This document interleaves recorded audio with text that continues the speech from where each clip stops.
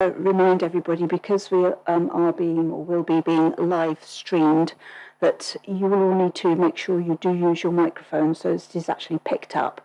So if you want to check on the side of your microphone unit and make sure it's just turned on, and then again for our registered speakers, you just press the talk button when it's your turn to speak, and then turn it off again when you've come to the end of your time.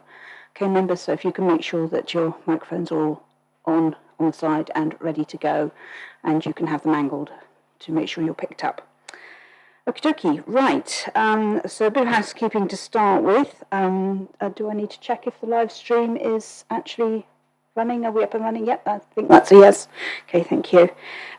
We are not actually expecting a fire drill, but in the event that the fire alarm does go off, fortunately Mrs. Hall, who's at the back, is also the fire marshal, so she will make sure everybody is shepherded out.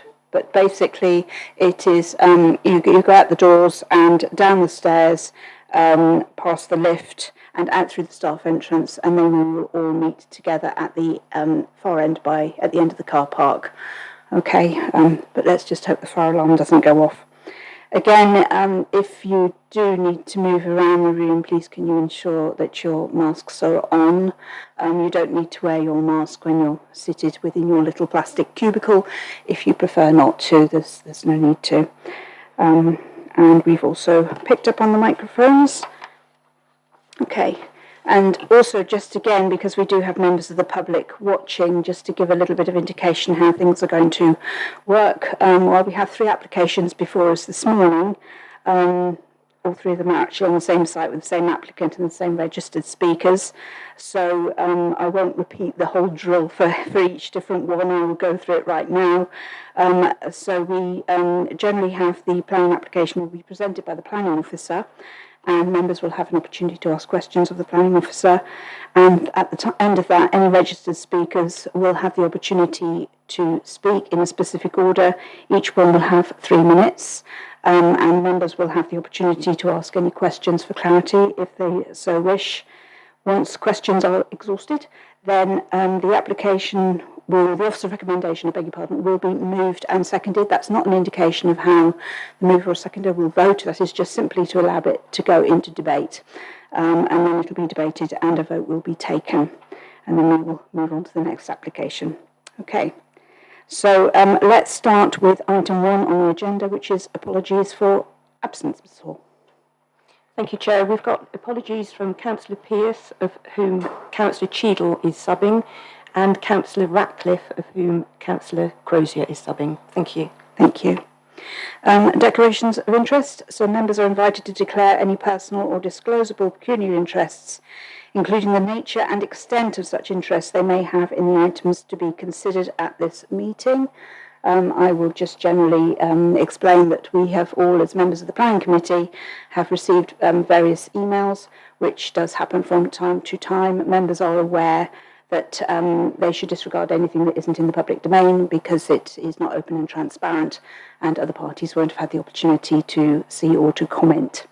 But does anybody have any interest to declare? Nope. Okay, lovely, thank you. Items requiring urgent attention, I don't have any at this time. So confirmation of the minutes. Your minutes of your previous meeting held on the 20th of April can be found on pages 1 to 4 of your agenda. Is everybody happy that I sign them as a true and accurate record? Yes, Councillor Crozier and Councillor. Okay. So Councillor Crozier and Councillor Moyes proposed and seconded. Yep, all in favour, please show. Lovely. Thank you. So this moves us on to item 5, which is planning application 229. Oh, sorry, I've got wrong glasses. 229524, which is the retrospective application for the gate to the field for access to livestock. Over to Mr. Gibbons, thank you. Thank you, Chair, and good morning, members. Chair, I would suggest possibly if we could change the order of the agenda slightly, because at the moment it's talking about the gate first and then it's on to the change of use and the building. I think perhaps with your permission we could talk about the change of use first, because the change of use is related to the gate, or if you're happy enough to do it the other way around, it's up to you really. Well, considering each one needs to be looked at on its own merits individually, we just thought it was more sensible to have gate first and then change of use, because each one, as I said, it's determined individually. Yeah, sure, no problem. Thank you. That's fine. Thank you. Just for members, there are two updates this morning for you. As Councillor Yelland reported, there have been 2 additional letters that have come in as a result of the consultation. These identify that there is a conflict with the policies of the development plan, and that they identify that this is inappropriate development, and they've also identified some conflicts with the plans, the measurements on the plans. The conflict with the policies has already been addressed through the report within the justification and the analysis section. The plans, officers are confident that the plans are correct. There have been a series of plans submitted for this application. You may recall that the applications were taken off the agenda back in 2020. We have had revised plans submitted, and officers are confident that these are accurate and correct. They've been surveyed and submitted by the applicant. The second item for update is the need for an additional condition to application 292619 FUL. This is the application for the agricultural building to store agricultural instruments. There was some concern about the height of this building, and some discussions have been taking place with the applicant following the committee site visit last week. A condition is now proposed to limit the height of this building to 3 metres in height, to ridge height. This is to allow for instruments to be stored, agricultural instruments to be stored on the building, but reducing the height so that it is acceptable within the constraints of the site. So they're the updates for you on that one. So moving to the first item for application 229520 FUL, this is for a gate to the site. So if I begin with the site, it's displayed here on the screen. The site is located to the south of the highway there. That's the road that links Bratton Clovelly to the east, towards the A30 junction, and Broadwood Woodger to the west. So on that map there, you can see how the site relates to its surroundings. You've got South Hill, which is a Grade 2 listed building to the north, the closest neighbour, and then to the sort of almost due south is West Hedson Farm. That shares the boundary to the west. Then there are other holdings, Hedson further to the east, and then Heath Park to the west. So this is just in the map visual, so you can get an understanding of the fill pattern there. So the application site is understood that it was purchased a few years ago by the applicant. There was no access provided by the landowner who sold the site. An original access was used for accessing this field by the previous landowner along the western boundary of the site there. In that top sort of corner, there was a field entrance that provided access to that track, and that track then provided access to the highway. That wasn't provided with this application, with the land sale, and this application is seeking to retain an access point, which is in the top northeast corner of the site there. You can clearly see that on the plan there, up on the screen in front of you. It's the area that sort of jets out from the corner. So this is a layout. The field, as we will discuss later, will be there is a change of use application as well as an application for a building. But the field was purchased by the applicant. It's 4 acres in site, approximately 1.5 hectares, and it's obviously square. They are doing a range of activities on the site, which we will discuss later. But for the moment, this application is for the access gate. So if I take you through the photos here, it is retrospective, and I understand a committee site visit was undertaken last week, so members were able to ascertain the impacts. But you can see that the boundary there, the Devon bank, was cut away to provide access, the visibility onto the road, and this is the view looking back west towards West Hedson Farm. You can see that Devon bank with trees significant trees along there, planted along there. You've also got on the left-hand side of that photo, you can see the tops of the stables. This is a photo of the site. Obviously, when it's a bit wetter in the year, and these are the movable stable structures. This is a polytunnel that was there, again movable. And then this is the photo of the gate and the field, the entrance. Sorry, in the background there, it's quite useful. This was taken obviously in winter when the trees weren't in leaf. You can see the cottage there. That's a Grade 2 listed building, South Hill, with a thatched roof. A couple more photos of the structures on site. Now this photo here has been provided as a result of the committee site visit last week, and this was a photo taken prior to the works being done. It's taken from Google Maps, and you can see the continuation of the Devon bank there. On the left-hand side is the entrance into South Hill, and on the right is roughly where the X and the markings are there is the access point. So that's the view looking east towards Bretton Clovelly, and then this is the view looking west back towards the A30 connection, Broadwood Woodshire. So you can see it's it's a mature bank. It's got quite a lot of planting there. It does make a positive contribution to the rural area. This map here is come from Devon County Council, the Highways Officer, and it shows the HMPE, which is the Highways Maintained at Public Expense map. Clearly, it shows that the verge there onto the road is part of the highway, and that's the highway maintained at the public expense. Just to give you some certainty on that. Okay. This is the land holding. This has come from the title deed from the applicant. So in actual fact, it does show that the only entrance or access onto the highway that the landowner was able to provide the purchaser was this point. As you can see from the remaining part of the site there, it's not an ownership. So it was really constrained in terms of the access point. So moving to the merits of the application. Policies. The site's located in the countryside. So policy TTV1 identifies that development in the countryside is to be restricted unless there's certain circumstances that are met. TTV1 Part 4 deals with development in the countryside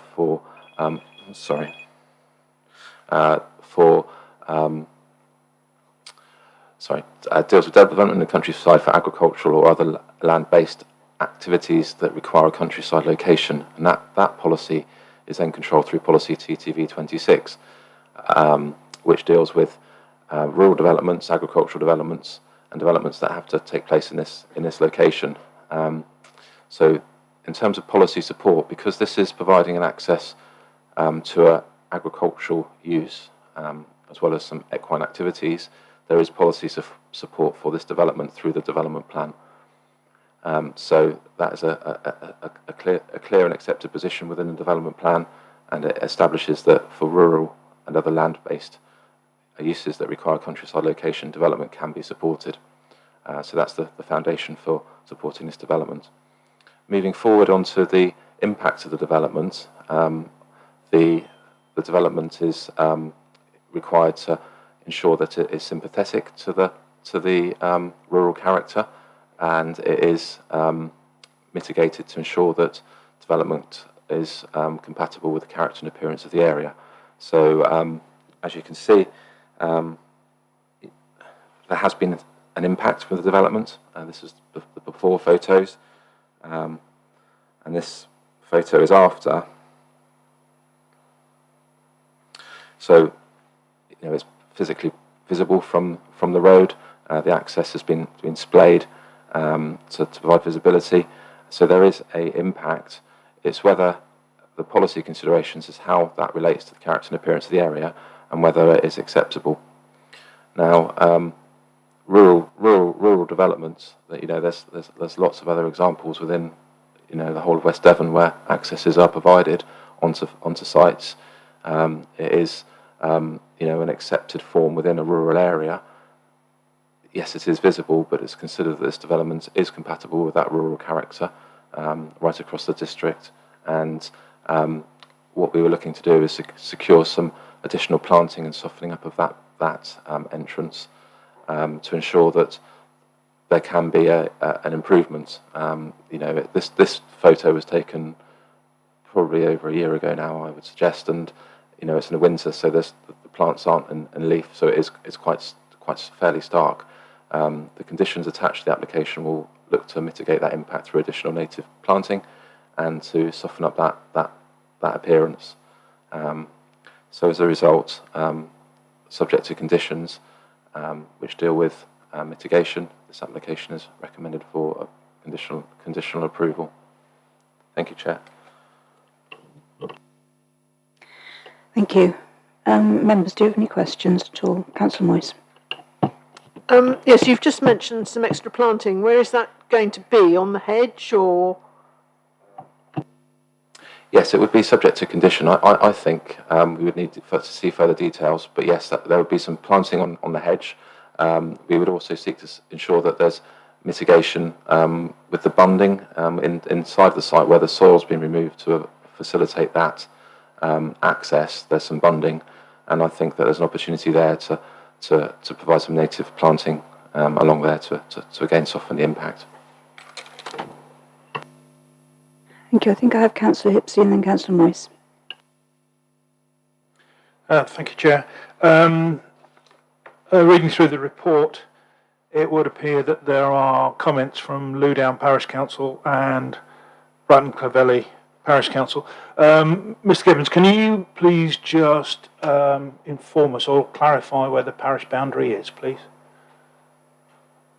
Yes, I haven't actually got a map, but I can. I think it was on one of the plans. Oh, okay. Yeah, but Right. I can't remember which one. No, keep going. Because I think it's in Thrussleton. Yeah, that's what I Parish. was wondering. I think mean, that in fact that last one you just had, the green one, it's probably, I think the dotted line is, and I think, correct me if I'm wrong, to the right on that map is Bratton Clovelly, and to the left, including the plot that we're talking about, is Thrussleton. Is that correct?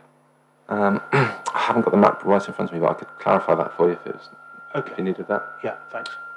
I think Councillor Southcott can actually answer that question because he's the ward member. Yes, you're correct. To the left of the dotted line is Thrussleton. To the right of the dotted line is Bratton Clovelly. Good, thank you very much. Thank you. Councillor Mott. Thank you, Chair. A couple of questions, please. Can you go back, please, to the map which showed the land ownership, please? Where it was the red line one with a small bit joining onto the highway. I think it was quite late in the presentation. Yeah, that one. I'm just curious because the red line extends to the highway, whereas the previous slide to that one showed that the verge was in the ownership of the highways. Are they happy with that application going across their land? Yes, thank you for that question, Councillor Mott. It is. My understanding is that although it's highway, it doesn't have to be owned by the highway authority. So there's a distinction between land ownership and land as highway. Okay. Because it's highway maintained at the public expense as opposed to highway owned by the council. That's my understanding anyway.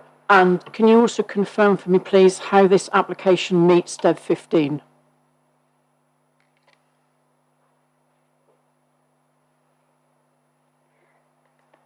Can you just remind? I haven't got the plan in front of me at the minute. Can you just remind me of that? Yeah. Oh yes. Sorry, supporting the rural economy. Yeah. I've just scanned through that now, and I can find nothing in there in this application that meets Dev 15.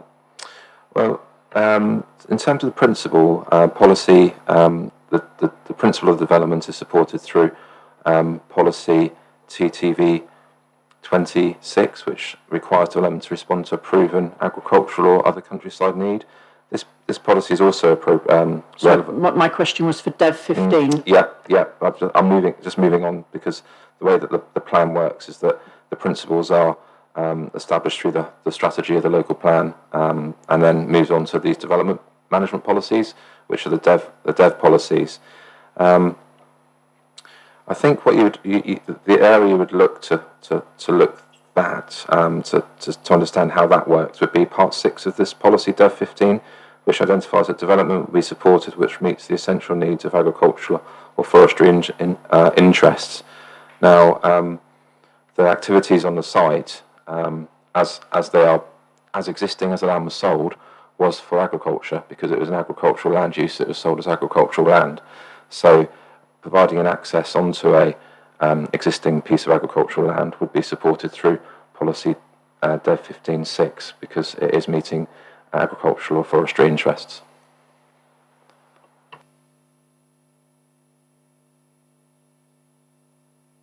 Okay, Councillor Mott, you happy?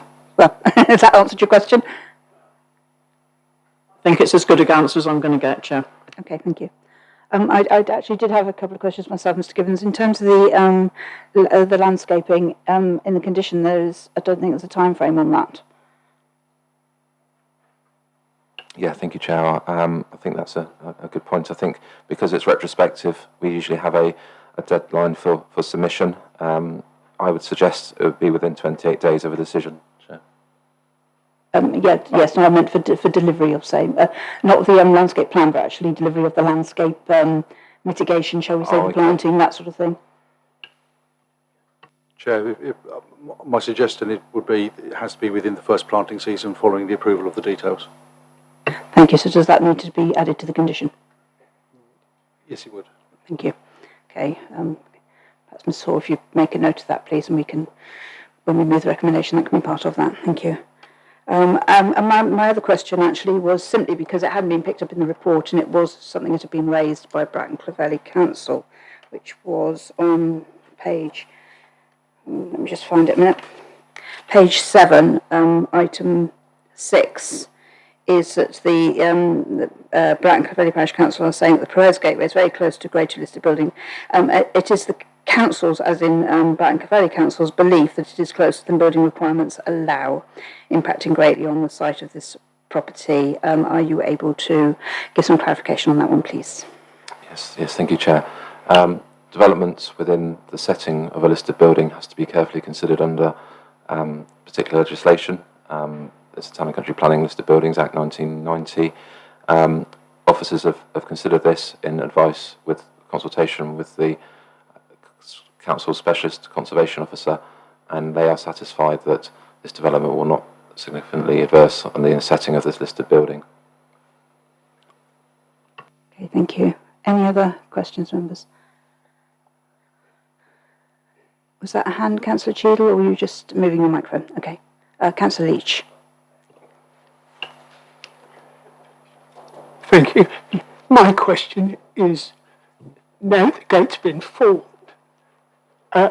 you've got visibly a lot of water coming off that site through that particular gateway. Is there a provision to make sure that there's a plan in place to control that water runoff? Yes, thank you. Thank you, Councillor Leach. Yes, I mean, because of the surface of the access, it would result in some runoff, but we would need to make sure that doesn't impact on the highway. So, just give us one moment. I just need to review the conditions again. Sorry.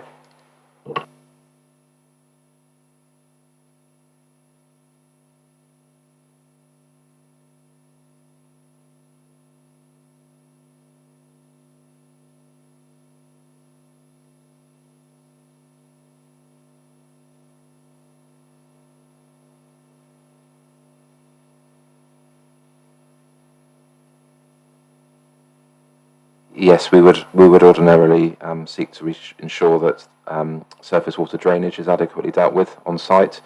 That's either dealt with through the permeable surface of the access itself, so water can permeate through, or providing a drainage so that it doesn't result in surface water draining onto the highway. I don't know if we.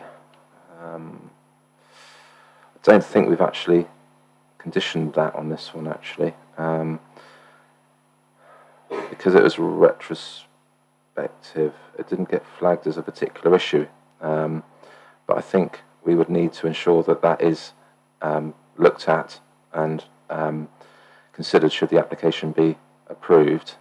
It would require further submission of information to demonstrate that either the surface is permeable so that water doesn't run off, or that there is sufficient drainage provided. There is a drainage, so that's we would need to ensure that is secured either through condition if it was approved.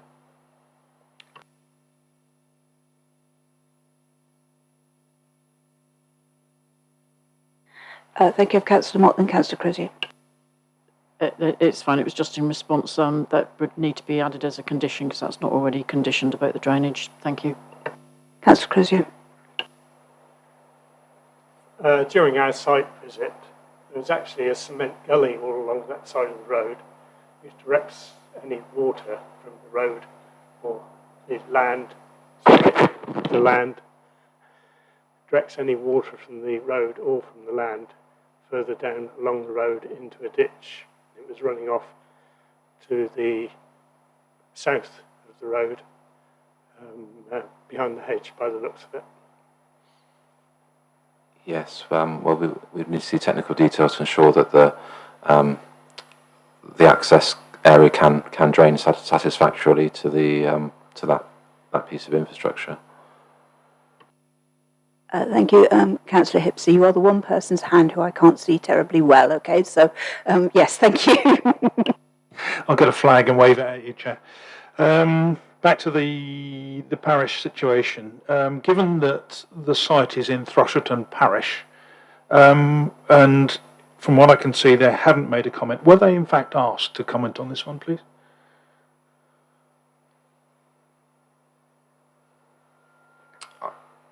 I understand they were, but I would need to confirm through reviewing the file in more detail. Thanks. Councillor Southcott, you did have your hand up then, was that? Thank you, Chair. Yeah, I can confirm the parish was consulted. I was at the meeting. Thanks very much. Did they have any comments? Can I ask that? At that time, no. At later applications, yes, but not at the initial meeting, no. Thanks. Okay, thank you. Any more questions from members?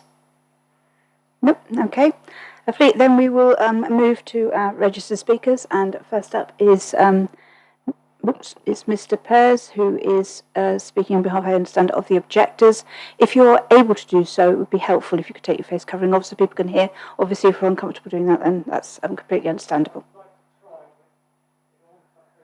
If you please could make sure you'll need to turn it on at the side press the on. That's with the green light. That's it. Lovely. Shall I give you a test and see if you can hear me? We can hear you, and you'll have 3 minutes I from thought you when might time be able to. starts. And could I also ask that you perhaps constrain your comments regarding to the gate, because I know you're registered for the other as well. Okay. I have, yeah, no, and I'll try and gallop through everything because there's a few new issues that have arisen. Right, Madam Chairman, committee members, good morning. I'm here representing Mr. and Mrs. May, who are one of the nearest residents to the site. While the proposals are being presented as 3 separate applications, I think it's important for members to consider the site holistically rather than treating each in isolation, particularly in relation to the latter 2 applications. In terms of the proposed access, the primary concern is the impact of the created access on the landscape and biodiversity loss. You will have seen pictures of the bank and hedge and trees prior to their removal and to create the access. And the creation of the access has had an impact on visual amenity, and this is acknowledged in the committee report, where it states that this does have an impact on the character and appearance of the area. Your policy, Dev 23, states that development is required to conserve and enhance the landscape, yet your committee report confirms that the access does have an impact on the character and appearance of the area.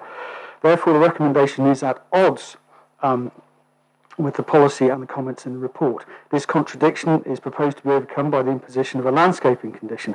However, it is not clear how a landscaping scheme will screen, cover, shield the huge hole that has been created in the roadside hedge, the driveway which has wide splays, and the metal gate. It is suggested that the landscape condition is not adequate to overcome the concerns that are set out in the report, which states that the proposal has an impact on the character and appearance of the area, and the application should be refused on this basis. In addition, the report confirms that the proposal has resulted in the loss of the Devon hedge bank, which clearly does not result in net gain in biodiversity. As with the landscaping concerns, it is suggested the condition will overcome this concern. However, it is not clear how this will be achieved, given the remainder of the land is either farmed for livestock, has horses on it, or is covered in hard standing and buildings. Additionally, there should be biodiversity net gain, not just getting back to the status quo before the hedge bank and trees were removed. Again, it is suggested that these are grounds for refusal. I would also query whether the red line covers all of the works that have been carried out. Where the driveway meets the road, it is wider than the red line site from the plans that are available on the website, particularly those that I think are being suggested to be approved, although that's not clear from the website which plans are. So I think members should seek clarification on this point. With regard, very quickly, the point that was raised about the drainage, I'm not sure that there's sufficient land available to create a drainage scheme to catch all the surface water that will run off from that driveway, which clearly is not permeable at this stage. Thank you for your time. I would urge members to refuse the application based on the impact on the character of the landscape, which is contrary to Dev 23, and the biodiversity loss, which is contrary to the policy Dev 26. Thank you. Thank you very much. Members, do you have any questions at all? No? Okay, thank you. In that case, we move to, sorry, I have to change my glasses, as I can see, to Mrs. Richardson, who's the agent, and likewise, you will have 3 minutes as well. Okay, thank you. Thank you. Good morning, committee. You've been provided with a useful background of the application with the committee agenda. However, there are a few areas which need to be highlighted to enable you to appreciate the situation. Mrs. Clark purchased the land with a requirement to relocate the entrance gate from the west hedge to the site in question. The original gateway was 10 metres wide and some 10 metres from the road junction to West Hedston Farm. That in itself was unsafe, as the visibility from vehicles turning into the lane from Bratton Clovelly Junction was only 8 metres. By virtue of the curvature of the road and the position of a tree, it was almost blind. This application requires full planning consent as it relates to an access to a classified road. In instances away from classified roads, the removal of a hedge is permissible under the Hedgerow Regulations Act 1997, where the original gateway is filled and to provide access. So the government recognised the need to remove hedges in certain circumstances. The hedgerow is formed by an earth bank approximately 1.5 metres high with mainly mature trees over. The section of hedge which was chosen to be removed was done so to minimise the intrusion and damage to vegetative growth, and essentially to only be a section of earth bank, not a range of species or trees or shrubs. Mrs. Clark is happy to accept that the bank created within the field should be planted with shrubs and trees to landscape the new entrance. Dealing with the conditions, the applicant does not object to the proposals in principle, but given the amount of questions that have arisen over what essentially is a straightforward application, we would request that the conditions are reworded to stipulate that work is undertaken in compliance, to avoid the need to resubmit to the Council for discharge of consent. Therefore, we propose they're worded as follows. Condition 2 should be reworded to state that a metal gate of a maximum size of 5 metres wide of a standard field gate design is installed. It's noted that 12 of the 15 gates in the vicinity are metal. Condition 3. The west face of the north hedge shall be stone-faced and planted with native hedgerow trees, and the original field gateway to the west shall be planted with hedgerow trees. This is to avoid the need for further work in submitting a landscaping plan. Condition 4. The requirement for an ecological report is overbearing, considering that the original gateway was filled with earth from the new entrance. Therefore, this requirement should be removed. In consideration of the scale of the proposal, the fact that the Council's Conservation Officer has no problem with the proposal in respect of the impact on the listed building, and the highways officer has concluded that the entrance has good visibility and satisfies highway standards, there seems no reason to refuse the proposal. Thank you for your time. Thank you. Okay. Members, do you have any questions? Councillor Moyes.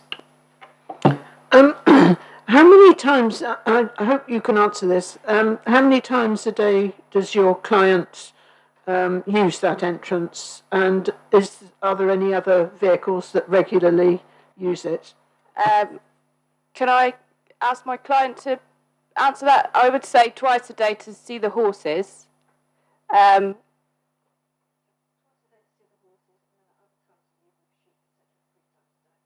if there's sheep in there at other times of year, 3 times a day.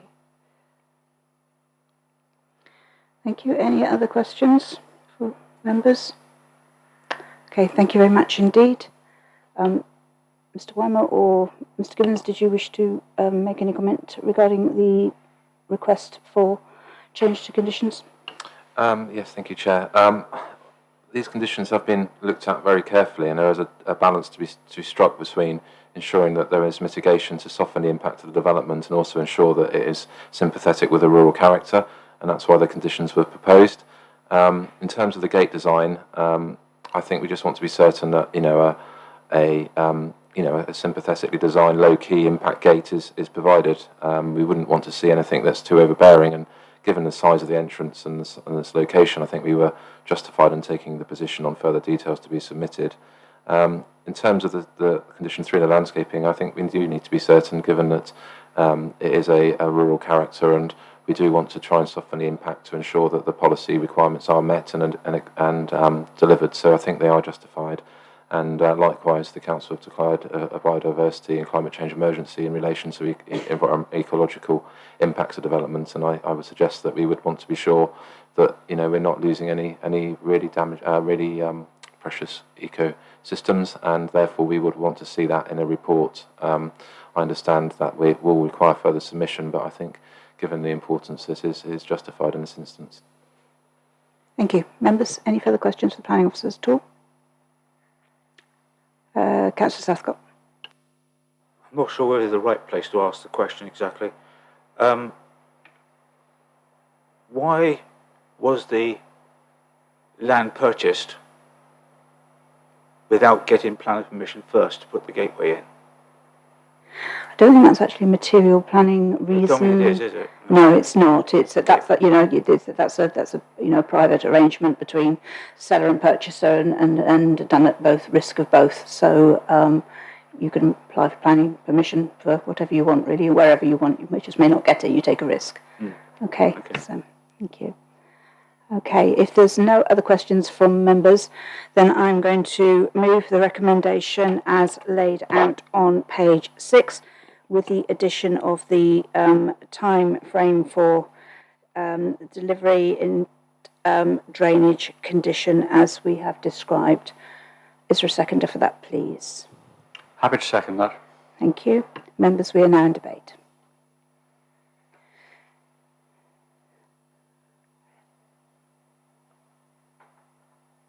So, Councillor Moore. Thank you, Chair. As ward member, I will do my spiel now rather than before debate. This is a real difficult application. I can understand the need for a gateway to go in that location. It is the sensible place for it to go. It is a real shame that the current landowner did not apply for permission at the time, and that everything has come through retrospectively, because that would have solved a lot of this argument and ill feeling within the community that it affects. Yes, there is a need for a gateway. Should it have been done the way it is? No, it shouldn't have been. The parish council that neighbours this, Bratton Clovelly, are very disappointed with the way that this has gone about. They are concerned about the impact within their area and within the entrance to their village, understandably. They are concerned. They are just generally concerned with the whole of the site and the way that it seems to be going. It is a real difficult one, because I can understand the need for the gateway, and based on policy, I feel that I have no option but to support it. However, I do appreciate that that goes against the wishes of Bratton Clovelly Parish Council and all of the neighbours in that area that are affected. Thank you. Councillor Noyes. Yes, I'll be supporting this application. I can't see that 2 or 3 cars a day is really going to upset local neighbours by noise or anything else. I don't suppose they could even hear them. This sort of development, I think, we're going to get more and more of in the future. So, yes, I will be supporting it. Thank you. Councillor Hipsey. Thank you, Chair. I'm encouraged by the support given to this application by the Conservation Officer and Devon County Highways, and I acknowledge the fact that they're greater experts in these matters than I. I agree with Councillor Mott that this is somewhat controversial and difficult to decide. I'm still very puzzled by the fact that Bratton Clovelly Parish Council have so much to say, even though it's not in their parish, and Loudown as well, and yet Thrushton don't seem to want to say anything about it at all. However, having said that, I think I can support this application when it comes to the vote. Thank you. Thank you. Sorry, Councillor Mott, did I cut you off in your prime? No, my apologies, Chair. I completely forgot that I would like to add, as per the discussion in the questions, that condition 5 be added with regard to drainage of the gateway, please. It has been. It was in the when it was moved. Yep, thank you. And it was just for my clarity. Sorry, I obviously missed that. And just for clarity for Councillor Hipsey, Thrushton is part of the Loudown group. They are a group of parishes, and the parish council concerned had no issue with the gateway. However, Bratton Clovelly looked at this application in the round with regard to all of the other applications as well. Thank you very much. That's useful I think clarification. my understanding is that the boundary is actually the roadway. So although it's not technically within Bratton Clovelly, it is right on the border of it. Okay, thanks for the clarification, Councillor Mott. Okay. Any members any further in debate? Okie dokie. Last call for this one. Then we will take this to the vote. So all those in favour of the officer recommendation with conditions as described, please show. Please keep your hands up for plenty of time to allow Mrs. Horton to look. She can't see everybody easily, I don't think. It's unanimous, thank you. So that one is carried. Thank you.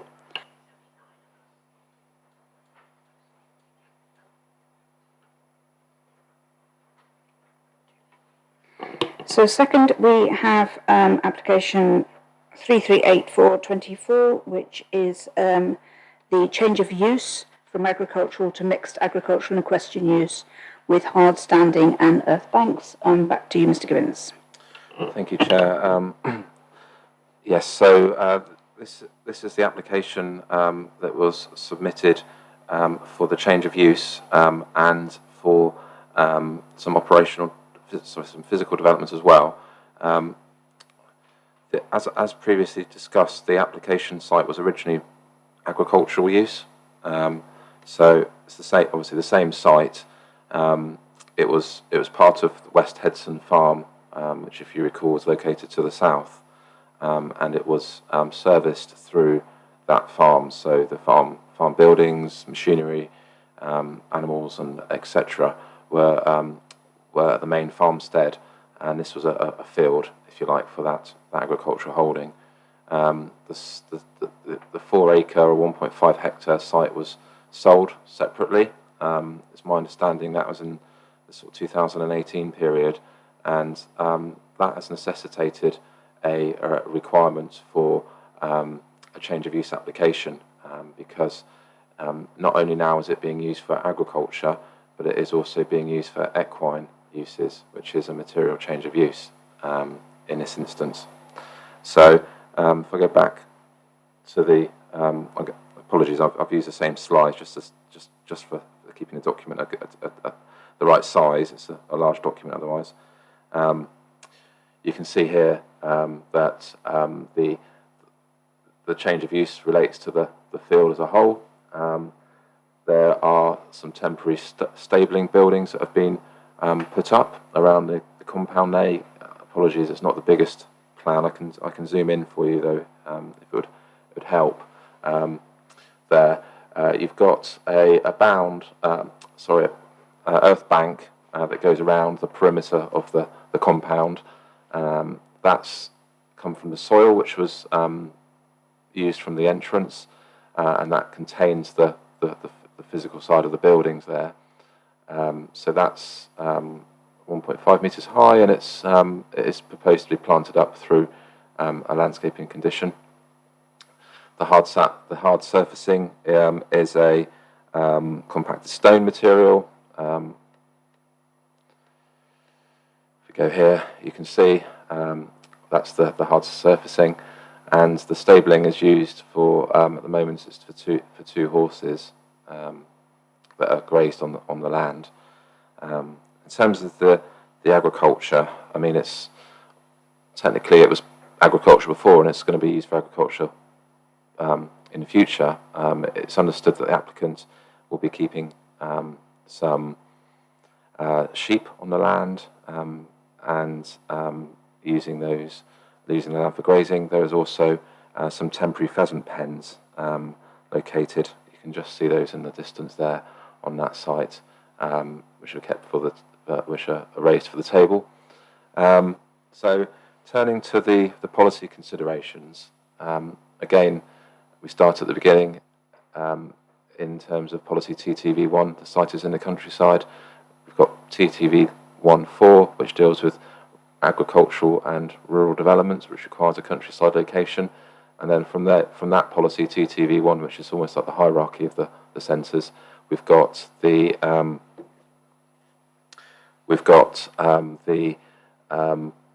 policy TTV28, which deals with equine uses and stabling, and also TTV26, which deals with agricultural uses.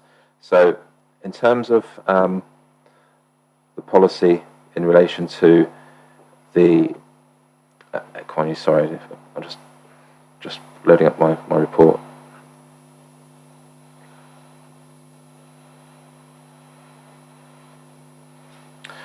Yeah, so in terms of policy TTV28, the development plan identifies that horse-related development in the countryside will be supported where there are four criteria. So there's adequate land and for commercial uses, adequate off-road riding facilities available for the number of horses to be kept on the land. It asks for existing buildings are reused where possible, but where new buildings are necessary, these are well related to the existing buildings and commensurate with the size of the numbers of horses on the land. Part 3 deals with a comprehensive scheme for ancillary developments, including hard standings, access roads, parking, fencing, lighting, storage and disposal of waste and subdivision of fields. And Part 4 deals with whether the proposal on its own or cumulatively with other horse-related uses in the area is compatible with the surrounding areas. So in this regard, there are 2 horses kept on the site. It's a 4-acre site, 1.5 hectares. That density comfortably meets with the British Horse Society's guidance on numbers of horses within a site. The site is the building, the hard standings, well located to the site. It's right up against the boundary. It's not in the middle of the field. It's been designed so that its impact is contained and well managed within the site. The bounded hard standing and the bounded bank ensures that it's legible and it's a clear compound for the operations. And it from my experience of going out on site, I felt that it was well managed. There wasn't lots of agricultural equipment strewn all over the place. It was in a tidy condition. So it was considered that the policy was met in terms of the policy criteria TTV28 to support equine development. And likewise with the agricultural use, it is justified. The site was agriculture. The nature has changed. It's got pheasants on the site now, raised for the table, which is an agricultural use. and there is grazing provided for sheep and livestock. So it is a rural development, and there is policy support within the local plan for rural development of this scale within West Devon, and as a result, the application is recommended for conditional approval with the conditions outlined in the report, which deal with ensuring that it's not being used for commercial use, given the size of the site and its relationship to its neighbours. We'd want to see that there is sufficient management on site for manure, just to ensure that it is kept and managed appropriately on site. And given its countryside location, we would want to see that a lighting scheme is submitted, low impact lighting, minimal lighting, given the countryside location. So thank you, Chair. That application is recommended for approval as set out in the report. Thank you. Any questions, members? Councillor Moyes. You may not be able to answer this, but presumably the horses are in during the winter and out during the summer. Is the manure spread on the field? So in other words, it's cleared every 6 months or so? Yeah, you're right. I'm afraid it goes beyond my technical knowledge of this application, but what I would say is that we would look to secure that through a condition. So, those details would be secured through condition. Councillor Cheadle, then Councillor Enders. Thank you, Madam Chairman. You referred to the temporary pheasant rearing buildings. I think they were the buildings we could see on the other side of the field.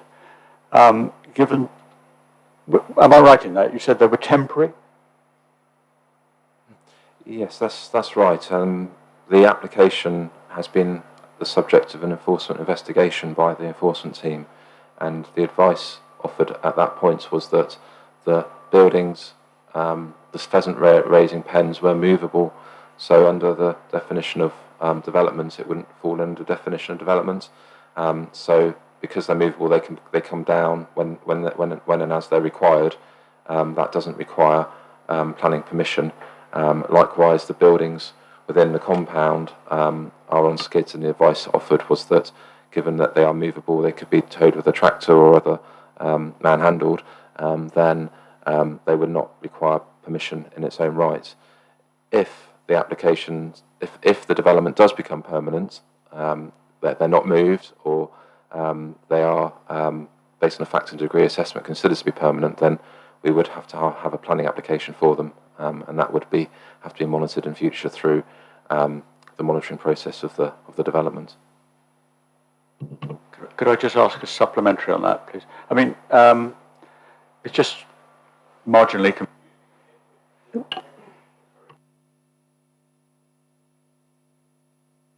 Would you put your microphone on, Councillor Cheadle? Sorry, I turned mine on inadvertently, it turned yours off. If the movable buildings aren't moved, how long is it before they become permanent and therefore require planning permission?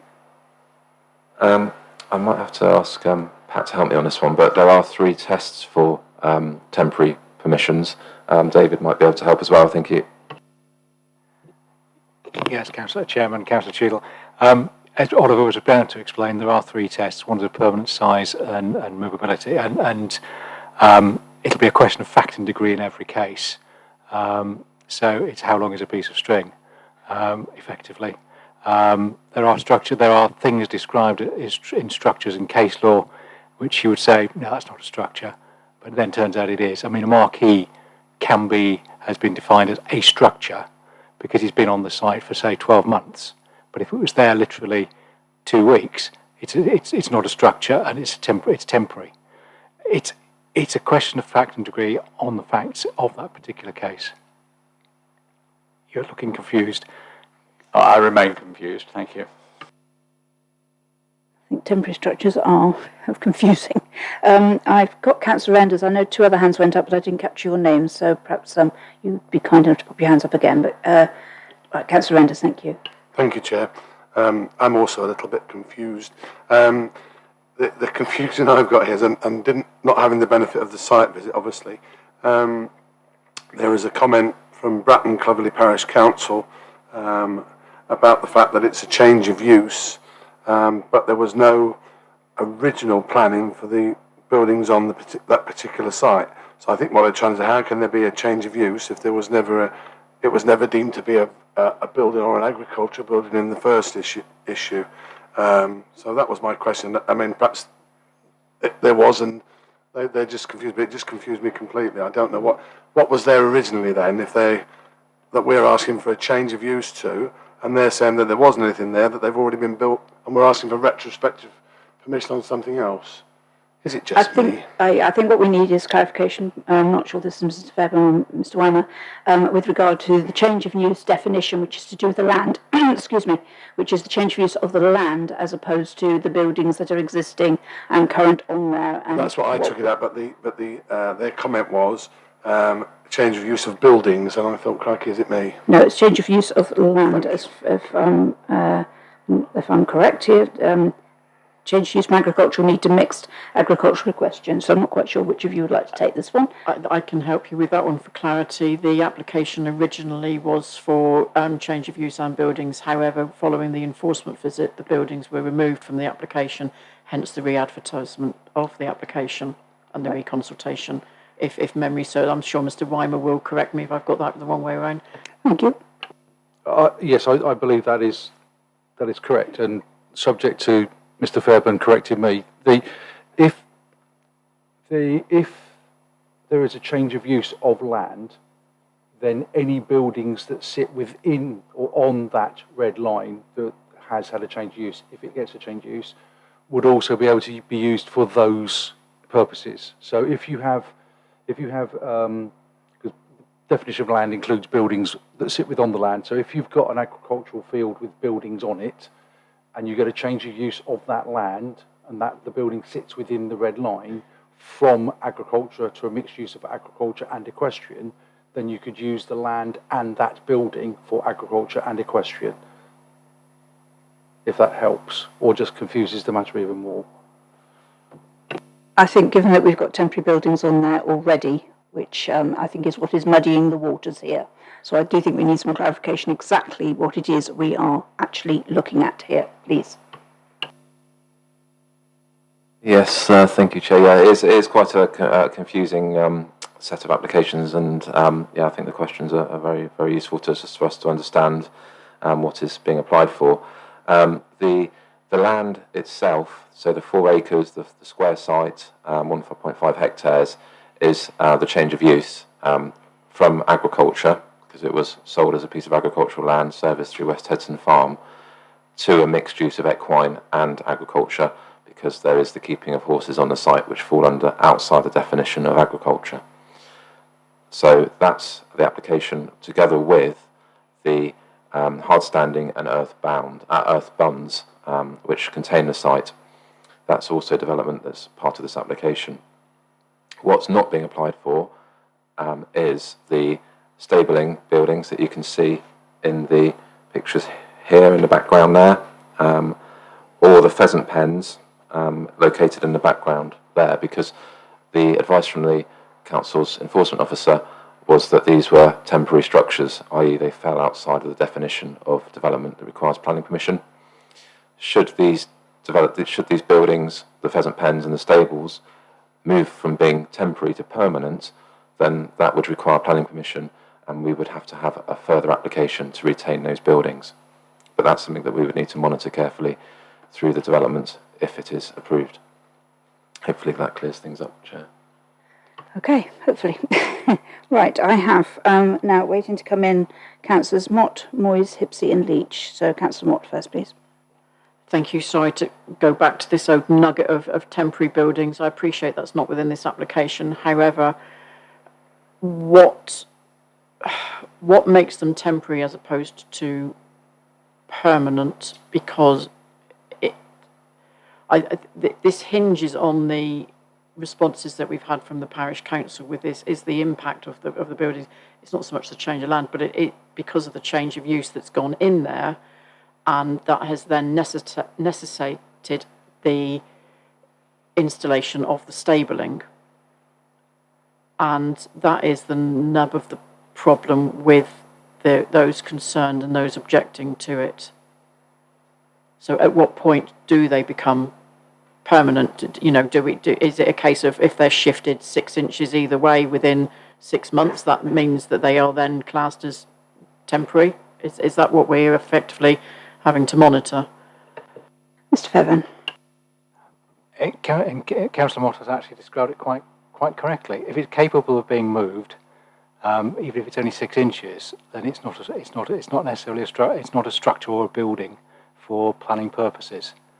So it's a question of its size, whether its permanence, how long it's been there for, and its degree of manoeuvrability.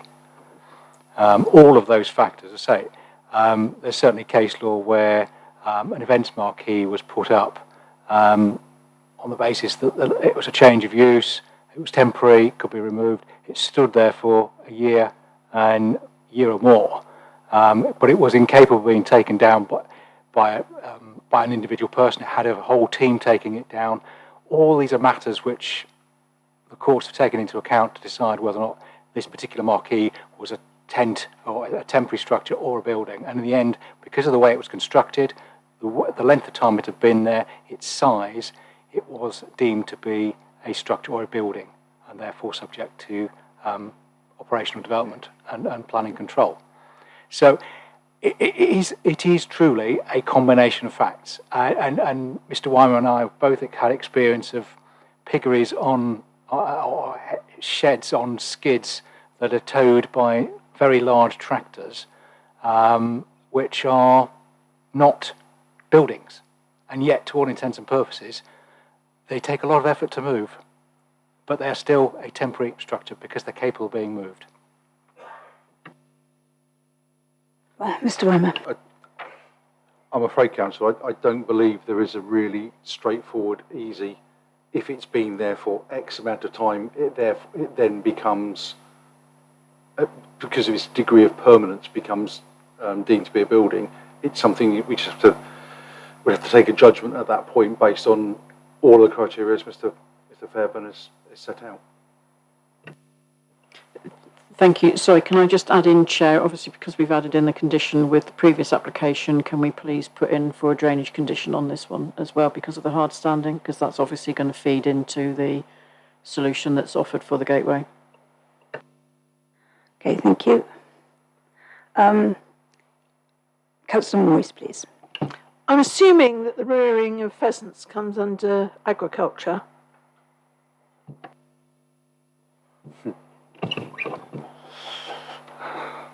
Have members looked at the Book of Awkward Questions today? The answer is, sorry being flippant, but the answer is it depends on what they're being used for. If they're being raised for the table, then yes, absolutely, it's an agricultural operation. If they're being raised for a shoot, for argument's sake, then it will depend upon where they're being done. So if you've got, if I go back to where I was brought up, the village's got an estate, about 2,500 acres. They run shoots every year, and there are pheasant pens up, and it's just deemed that they are in an ancillary part of the operation. But it's not technically an agricultural operation, in my view, unless they are being reared for human consumption. That might be a question to ask the agent when she speaks later on. Okay. Councillor Moyes, that was your question, wasn't it? Yes, thank you. I just didn't cross you off, sorry. Councillor Hipson. Thanks, Chair. With reference to Mr. Weimer's comment about awkward questions, I think the question I was going to ask was not only awkward but abstruse, so I'll withdraw it. Thanks. Okay, thank you. Councillor Leach.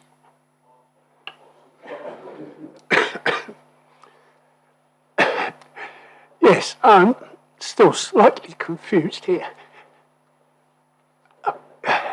Mr. Weimer, I believe, said that we're looking at change of use of the land only.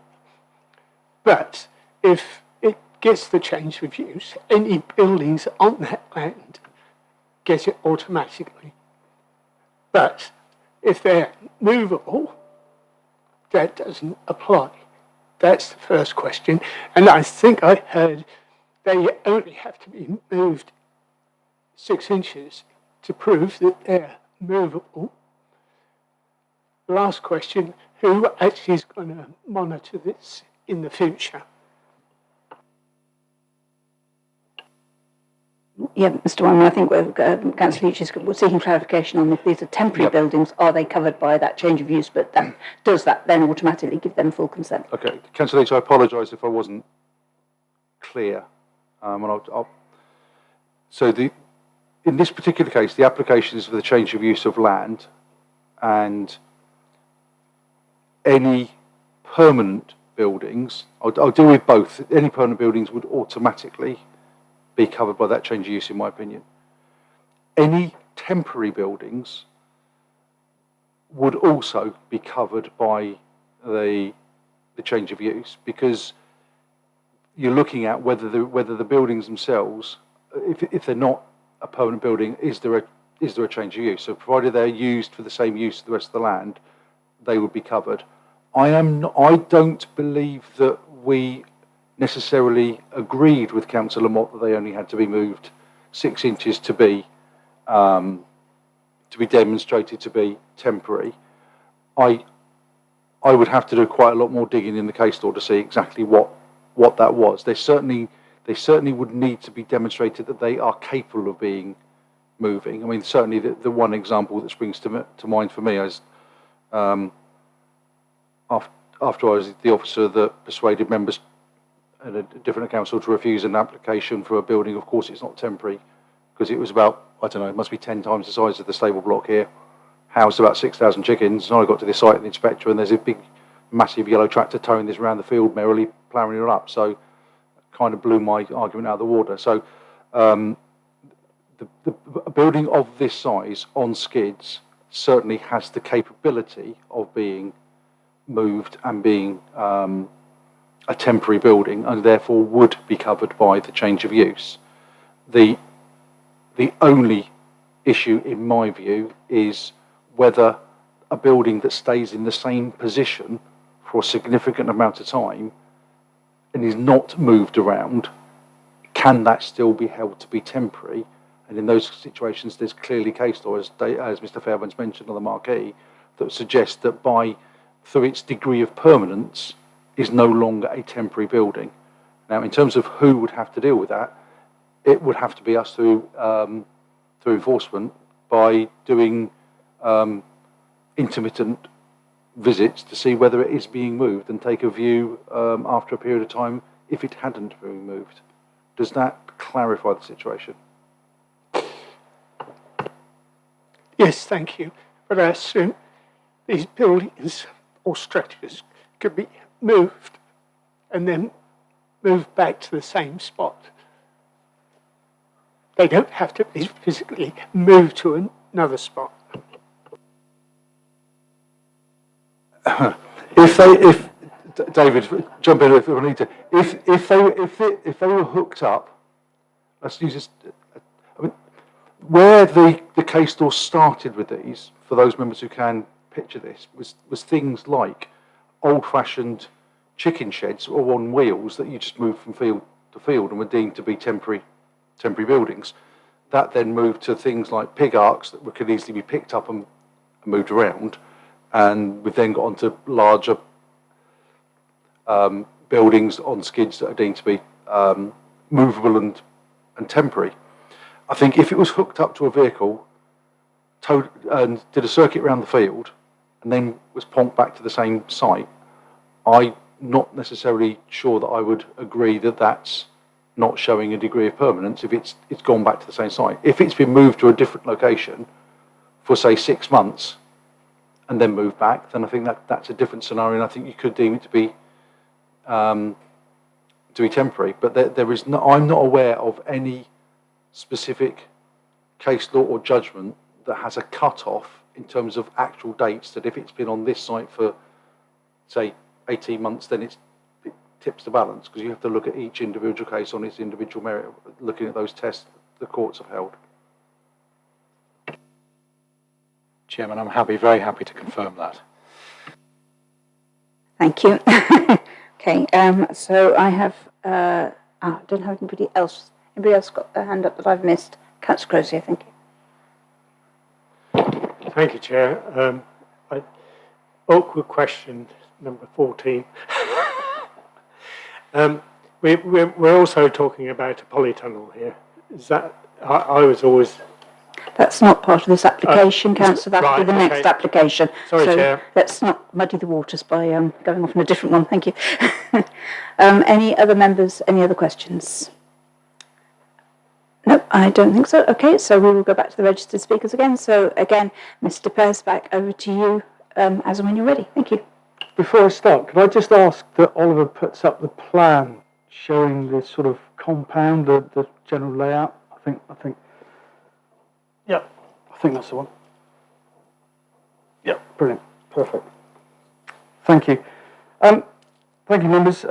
Fundamentally, the concerns is that the equestrian use together with the agricultural use is too much for the site, particularly when you take into account the land requirements for keeping horses, which is optimally 3 acres as set out in the SPD for policy TTV 28, leaving 1 acre for the farming enterprise. Therefore, 1 acre is for farming, and it must be questioned whether the buildings required for an acre's worth of land is sufficient. The agricultural consultant has based his assessment on 4 acres, which is clearly not the same because you've got 2 acres required for the horses. So there's a degree of ambiguity in that. And given the comments in the statement of the committee report, which states that the equine element is a much smaller part of the operation, it's questionable, particularly when you take into account the 2 acre or 3 acre land requirement for 2 horses. Accordingly, it's considered that the site is insufficiently sized for what is being proposed, and it is considered that the proposal is contrary to policy TTV 28, and I would suggest TTV 26. Going to the gnarly question of permanence and these buildings, I'm going to try and address it if I can and try and be helpful. To my mind, there are 3 buildings here that are, as members can see, are located within the compound on the hard surface and within the bund, which we've learned that is 1.5 metres high and which will be planted. Okay, and you can see that bund surrounds those buildings. So to my mind, those buildings haven't been moved today, as far as I know, and I'm setting aside the sort of question of 6 inches and that sort of thing, because even if it is 6 inches, my view is that's still a level of permanence that would require planning permission. Given that they are inside those bunds and they are on sleds, they are unlikely to move sufficient distance, in my view, to be counted as temporary structures. So therefore, I consider they are permanent structures, and I think they should be subject to a planning application. I think they are visually intrusive into the landscape. They provide a cluttered appearance. This is particularly obvious from the public realm, and they will have a detrimental impact on the character and appearance of the wider landscape. And I think they are contrary to policy Dev 23 in that regard. So I think there is a level of permanence there, members, and I think these are buildings that do require planning permission in their own right. And I hope that helps when you see it in the context of the bund, 1.5 metres high, hedging. Those buildings aren't going to be moved, or if they are, you're going to have to, it's a jolly difficult operation to do that. So hopefully that might have helped somewhat. Thank you.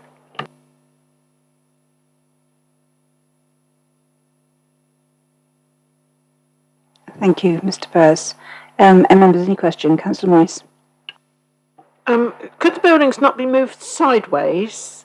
And a lot of people who have horses have sheep grazing all the same land, because obviously the sheep do what the horses don't. So, in other words, the 4 acres would be for both. I think there were 2 questions in there. The first was about moving the buildings. They could be moved sideways, but the point I'm making is that with the bund and the area of land available, those buildings aren't going to be, and are very unlikely to be moved sufficiently to be considered to be temporary. So that's my view, and you're perfectly entitled to take a different view, Councillor, of course.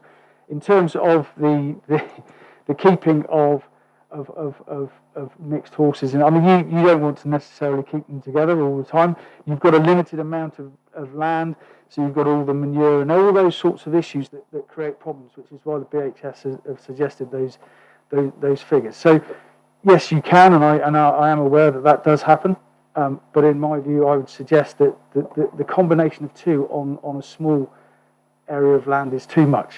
And I hope that helps. It probably doesn't really, but that's fine. Any other questions, members? No, I don't think so. I can't see any other hands. Okay, so in which case, thank you, Mr. Pearce. We will go to Mrs. Richardson, and again, your 3 minutes will start when you start. Thank you. Thank you. The land is practically all used for the purpose of grazing in compliance with the definition of agriculture under the Town and Country Planning Act 1990. Stock grazing the land comprises 2 horses and approximately 10 sheep. The horses are not used for business purposes or ridden on the land. Essentially, there is a limited requirement for change of use. However, to comply with the Council's requirements, this application was submitted. The buildings are incidental to the grazing of the land, being required for animal welfare purposes to provide suitable shelter for the livestock. The hard standing and track allows for the access to the buildings and land, avoiding the need to park vehicles on the public highway, disturbing other road users and damage to the verges. The track also avoids the risk of soil erosion on entry to the field to feed the stock in the winter. The track is designed to minimise its intrusion to the landscape, curving to follow the hedge line. The track is formed of a natural material and aids the unit to be a self-contained property, providing safe road use to other road users. It is noted to the rear of South Hill there's a large sand school, stables, hard standing and an earth bank. This is noted from aerial photography of the area, so it's difficult to see how the impact of this small track and hard standing could be considered to cause detriment to a listed building on a property on the other side of the road, well shielded by mature trees and hedgerows. The earth banks created on the site are formed from topsoil removed from the access track and hard standing. Those banks will be planted with native species hedgerow trees to enhance the visual amenity and increase the hedgerow habitat in the area. In relation to the waste storage on the holding, this comprises purely from dung from the horses and sheep when housed and wood pellets used for bedding. The bedding and dung is generally composted in a heap and collected at least 3 times a year by contractors who store and spread the manure at appropriate times. It is noted that storage of horse and sheep manure is not controlled under the silage, slurry and fuel oil regulations, as it is not seen to be particularly hazardous. It's difficult to see that for the number of stock kept on the holding, which is limited in number by pure virtue of the size of the field, that a manure-specific condition is required, as the intensity of management is negligible and only comparative to other equestrian units or small holdings of this kind. This would not be something the Environment Agency would see any need to be involved with. Details of the farmyard manure management has been provided to the planning officer. In relation to the conditions proposed, the applicant is happy to accept conditions 1 and 2. As mentioned above, condition 3 regarding waste seems to be somewhat overbearing for this unit. Condition 4, external lighting.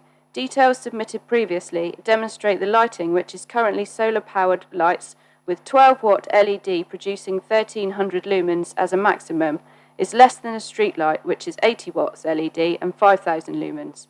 Compared to other local farms in the area using halogen bulbs and mains electricity, which could be producing 6 to 7,500 lumens, the intrusion on the site by lighting is negligible. A less restrictive and more practical condition might be to limit the lighting to no more than 3 100-watt bulbs or equivalent and no outside lighting to be left on during the night. Thank you. Thank you. Representing Councillor Rice. Yes, back to the pheasants. Are they directly for the table? Yes, I believe some are for the table and some are for dog food, but not for shooting. Thank you. I have Councillor Fashel and then Councillor Cheadle. Thank you, Chair. Bit of a technical question, really. I understand, obviously, it's going to be primarily grazing land for the sheep and 2 horses. Now, the British Horse Society obviously recommends the number of animals that can go on a particular area, but you're mixing that with the sheep. Are they segregated or are they mixed? And in which case would the British Horse Society say, well, you can only graze so many animals on that area when you have a mixture of animals? No, I don't believe they specify that. They do graze together. The ponies actually have laminitis, so their intake of grass needs to be very restricted because that is a major cause of laminitis, which is why the stables are needed as well, because they have to be stable to take them away from grass, and the sheep are there to maintain the level of grass. Okay, thank you. I have a supplementary, Chair. In that case, with the ground being very, very, from the photographs we're seeing, the ground is very, very waterlogged, which obviously is a bit of a problem, which I believe that can actually cause some laminitis as well. In which case, is the drainage sufficient around that area? Wet ground wouldn't cause laminitis. Okay, thank you. It's eating too much grass that causes laminitis. Councillor Cheadle, then Councillor Crozier. Thank you. You'll have heard a fair amount of discussion about the buildings on the land, which I know are not part of this specific application, it's the change of use, but if there are buildings on the land, they are encompassed in that change of use. So the question of the buildings are relevant, I think. I have three questions. I don't understand the point of these buildings being portable. Perhaps you could explain what the value of these buildings being portable is. Were they erected on site or were they transported fully built to the site? And the third thing is, can they now get through the gate that we've just approved? Were they to be removed from the site? Well, yes, they will still get through the gate. Were they erected on site? They were brought down as components. So they had each side, and then they were screwed together, basically. So they're built elsewhere, and then you screw the front and back and the side together. So semi-flat pack and then put together on site. So they were erected on site rather than brought as full buildings to the site. In And part. my first question was, what's the point of them being portable? So you can move them around because you don't know how the land lies at that period of time.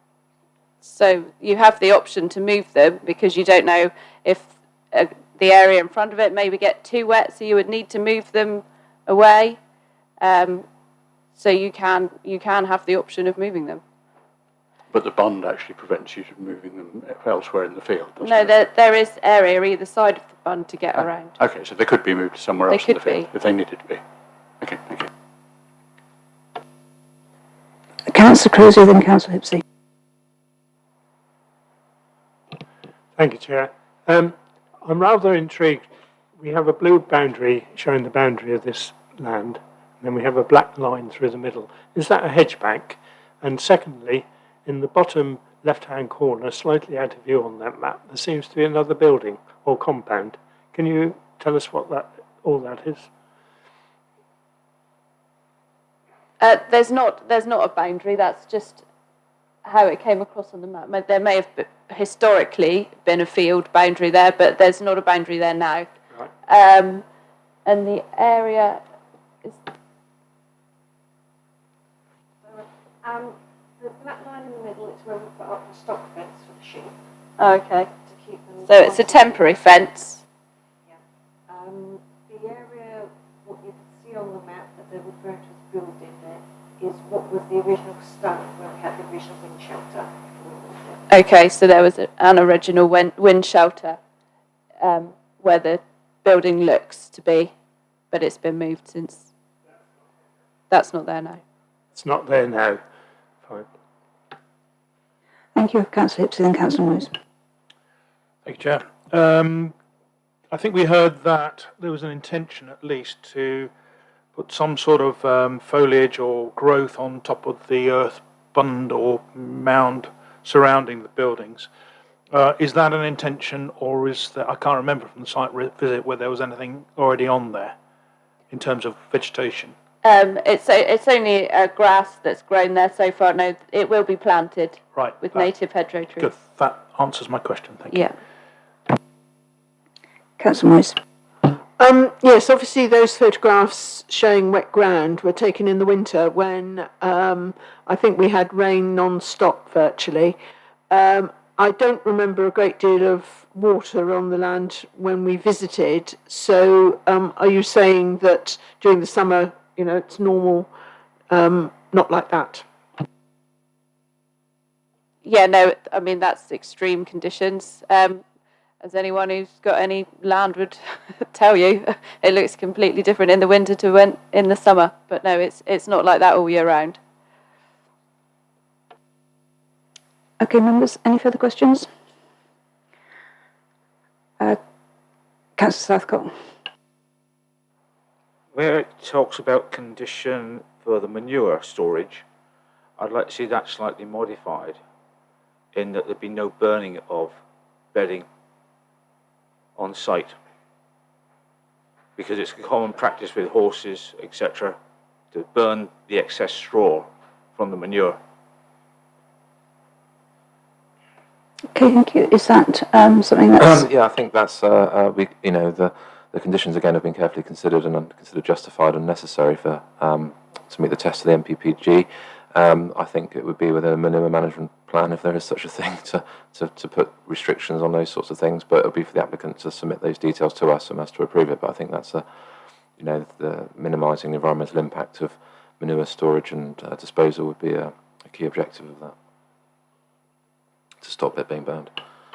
Okay, and a member did ask at one point if we could include the drainage condition on there, and again, is that be reasonable? I think so, yeah, given that, that is hard standing and it's, as you can see from these photos, it is susceptible to being waterlogged in that part of the field. But so I think, surface water drainage and demonstrating that there's sufficient soakaways would be important, yes. Okay, thank you. Members, do you have any further questions at all?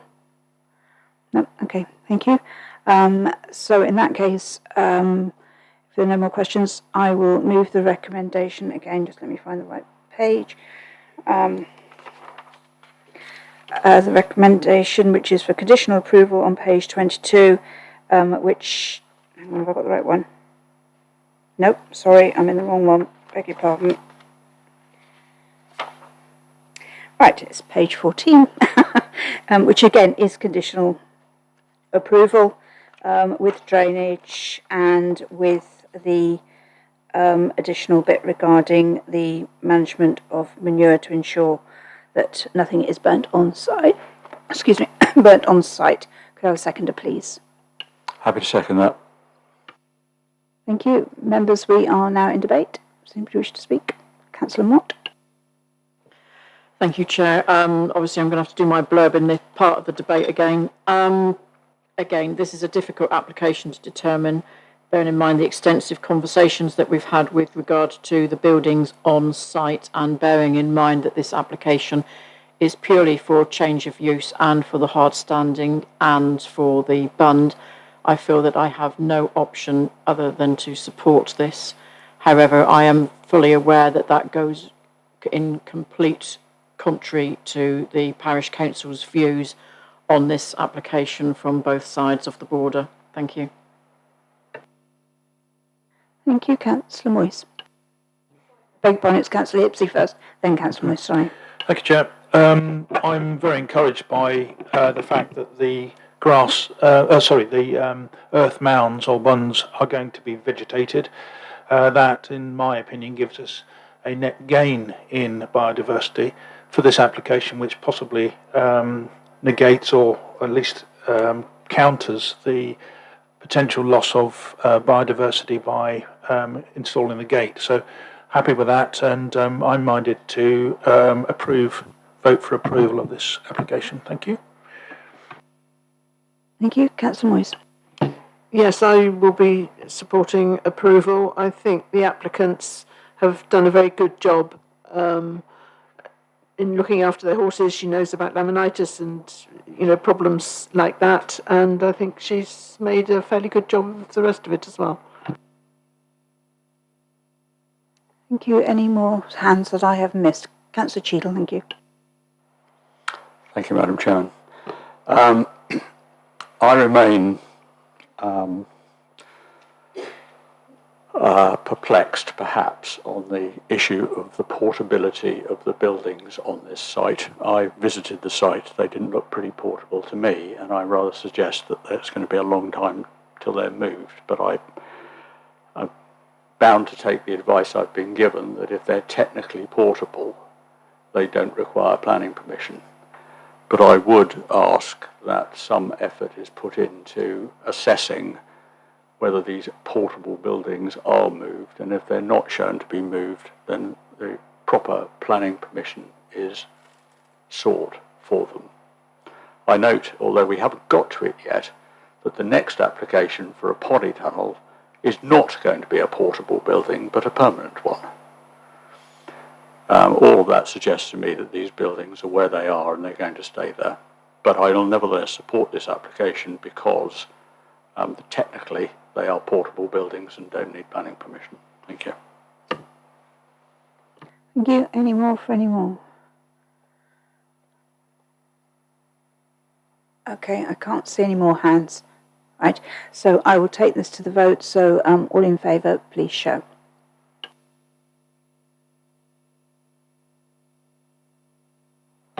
That's 10, Chair, and unanimous. Thank you. Thank you very much. So that is carried. Thank you. Okay, we will now move to the third application. Make sure I've got the right page this time. So yes, this is on page 21 of your agenda, 292619, which is for an agricultural building and dry stone for fodder and agricultural implements. Back to you, Mr. Goons. Thank you, Chair, and I'll just take this opportunity to remind members that there was an additional condition suggested at the beginning of the meeting to limit the height of the building to 3 metres in height, which allows for sufficient space for the applicant to store their agricultural instruments, but also reduces the impact on the landscape. So I won't go through the details around a change of use and the nature of the application. We've already discussed those, and members are aware of those issues. This application is simply for a building which is 9 metres by 9 metres, so 9 metres square. It's going to be used for storing agricultural instruments. My understanding is that the applicants have a small field tractor that at the moment is under top awning and needs to be kept under dry conditions. The building will also be used for storing of other agricultural instruments and machinery, as well as some dry fodder for facilitating the agricultural use and the equine use on the site. The council have employed an agricultural consultant to look at this application and undertake an assessment. He is a chartered surveyor and undertake an assessment based on the needs of the holding. The advice from the agricultural consultant is that taking into account the size of the holding, i.e. 4 acres, and the ability for both grazing and conservation of hay for winter fodder, as well as managing of the grass, I consider a small building is needed to accommodate the amount of machinery and fodder and production on the holding. So it has been looked at by an agricultural consultant. They consider that the proposed building is of a sufficient, reasonable size, and there is a need for it. So as a result, the development is able to demonstrate a proven agricultural or forestry need, which is required under Policy TTV 26 Part 2. So as a result, there is a justification to support the principle of this development on the site. Turning to the impacts on the landscape, as addressed within the report, it's considered that the building can be accommodated on the site. Its position is well conceived. It's located along the field boundary. That boundary is maintained with trees and a Devon bank with mature tree planting that provides sufficient screening in it to enable it to be accommodated without giving rise to a harmful impact on the character and appearance of the area. The height now, which we would secure through condition, is also a further safeguard to minimise the impact on the landscape, and as a result it is considered that this development will be compatible and is supported through Policy Dev 23 of the local plan. In terms of the impact on the listed building, we have a designated heritage asset, which is South Hill Grade 2 listed thatched cottage located to the north east of the site. The application was reviewed by the council's heritage officer and they did not express any concerns about the siting or design of this building and its relationship with this designated heritage asset. As a result, this application is recommended for conditional approval, and the conditions are outlined in the report. Thank you, Chair. Thank you, Mr. Gibbons. I do have a couple of questions, actually. I just want some clarification on this. The application itself states it's for an agricultural building, dry store for fodder and agricultural implements, yet the report talks about a polytunnel, which is obviously what the applicant is planning to use. What I wanted to just be clear on is if consent was granted today, would that restrict the applicant to a polytunnel only, or would they be able to put a different building on there? So maybe in a few weeks or a few months' time, they could change it from a polytunnel to a more substantial building, shall we say, as long as it met the conditions. This is a full, thank you, Chair. This is a full application, so it's not an outline application. It's a full plans application. So the nature and design of the building would be regulated through this planning permission and the approved plans conditions. So it would need to accord with that. I can see your point. Polytunnel typically used in the horticultural industry for the raising of bedding plants, and agricultural processes for the raising of plants and things. But in this instance, the applicant thinks that the design of the polytunnel and its construction, I don't know whether there are cost constraints, but it is suitable for the purposes they have applied for. So it would be that type of construction. But it would, a further application would need to be required if that design was to change. Okay, so the actual the decision notice will include then the nature of the building, shall we say, that it's a polytunnel. Yes, that's correct. Yes. Thank you. And which then leads me to my next question. And I can see Councillor Leach, but I'm going to take Chairman's prerogative and ask mine first, if you will. That there is a condition regarding external lighting, and normally this committee wouldn't be looking at internal lighting. But because of it being a polytunnel, any internal lighting obviously would go through into the night sky and effectively. And what powers of authority does the planning committee have in that respect in terms of potential conditioning on the quality of lighting that's the internal? Because checking livestock in the winter and particularly horses, you need to be there with internal lights on to be able to see what you're doing. I think that's a very valid point, given its sensitivity in the landscape here in the countryside, where there is darker skies. I think it would be tied up within the details of external lighting. I know the applicant has supplied some details at this stage and already identified the restrictive nature of the lighting. But as you say, we would want to ensure that the lighting, development inside of a building isn't usually development that requires planning permission, but because of its nature of construction, I think it's something that would need to be considered and controlled through the planning condition, which required details to be submitted of lighting. But I think perhaps we could be a bit clearer on that within the condition to cover the overspill lighting from the polytunnel. So can the condition regarding lighting include internal and external? I think in this instance, given the nature of the construction, it would be justified, yes. Thank you. And you may not know the answer to this, so this is really just a heads up to the agent to ask the applicant if she needs to in advance of when she brings her presentation. Do you know what the lifespan is of a polytunnel? Just out of curiosity. I'm unsure on that, I'm afraid. And I appreciate that if the polytunnel came to the end of its lifespan, it could be replaced with another polytunnel, but I was just curious. Okay, thank you. Councillor Leach. Councillor Hipsey was first. Apologies, Councillor Hipsey, I didn't see your hand. Councillor Hipsey then. Thank you, Councillor Leach. And a pretty straightforward one, I think. I refer to the Conservation Officer's comment, very brief comment, on page 23, which basically states that no harm to the setting of the listed building. Fair enough. On the site visit, I couldn't see any way that from the listed building you could see this proposed polytunnel, especially if it's restricted to 3 metres. I don't really understand the second sentence, though. the scheme could benefit from some landscaping to assist in the naturalisation of the entrance. Obviously, in the absence of the conservation officer, we can only guess what that means unless Mr. Gibbons has more information. And would this be the subject of a constraint? Yes. Yes, thank you, Councillor Hipsey. Yes, I think the conservation officer, as I'm sure you can appreciate, is a very busy person within the council, and I discussed the application with him in around the 3 applications together, went through each of them. I think his comments related to more in terms of that part of the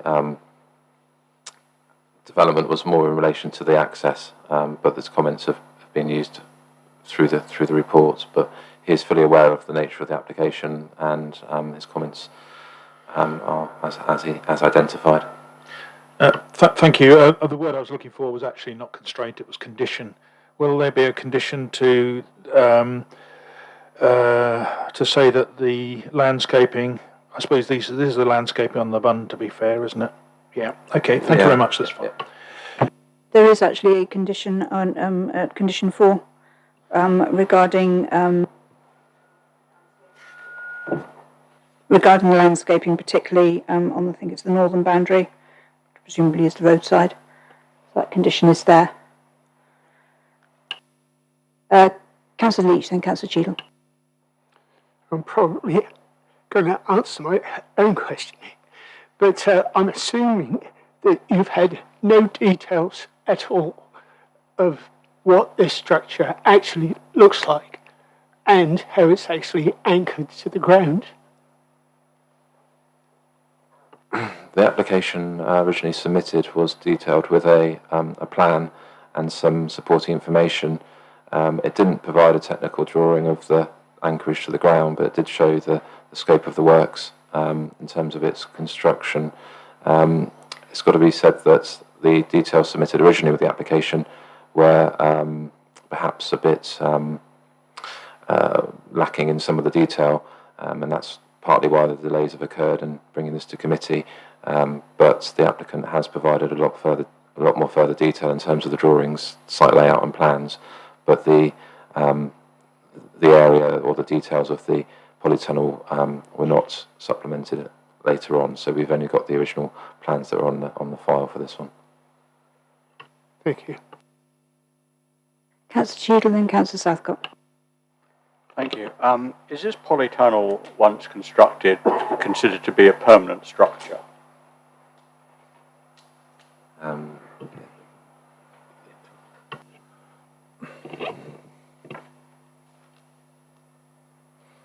In my view, yes. Microphone, please, Councillor Cheadle. The reason for my question is, if subsequently it's decided to replace the polytunnel with an equivalent-sized footprint building, would that be considered a brownfield application because the original building was a permanent structure?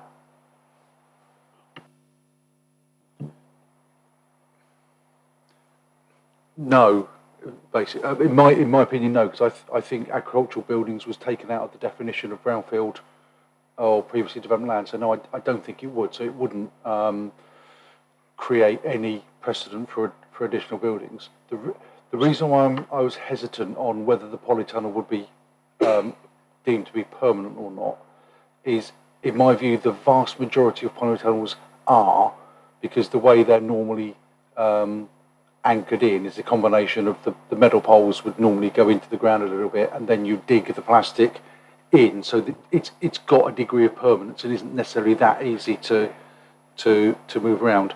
And Chair, with your permission, in answer to your question, my understanding is the lifetime of most polytunnel covers is between 5 to 10 years, but it depends upon the gauge of the plastic you put on, how sheltered it is, because the more it's in the wind, the more tension and stress, and it reduces its lifespan.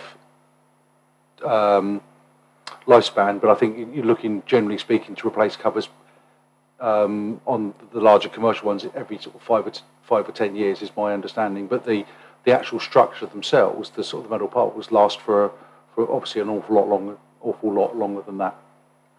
Just to be clear, if there was a requirement to replace this pond tunnel in time with a more permanent structure, that would be subject to a new planning application.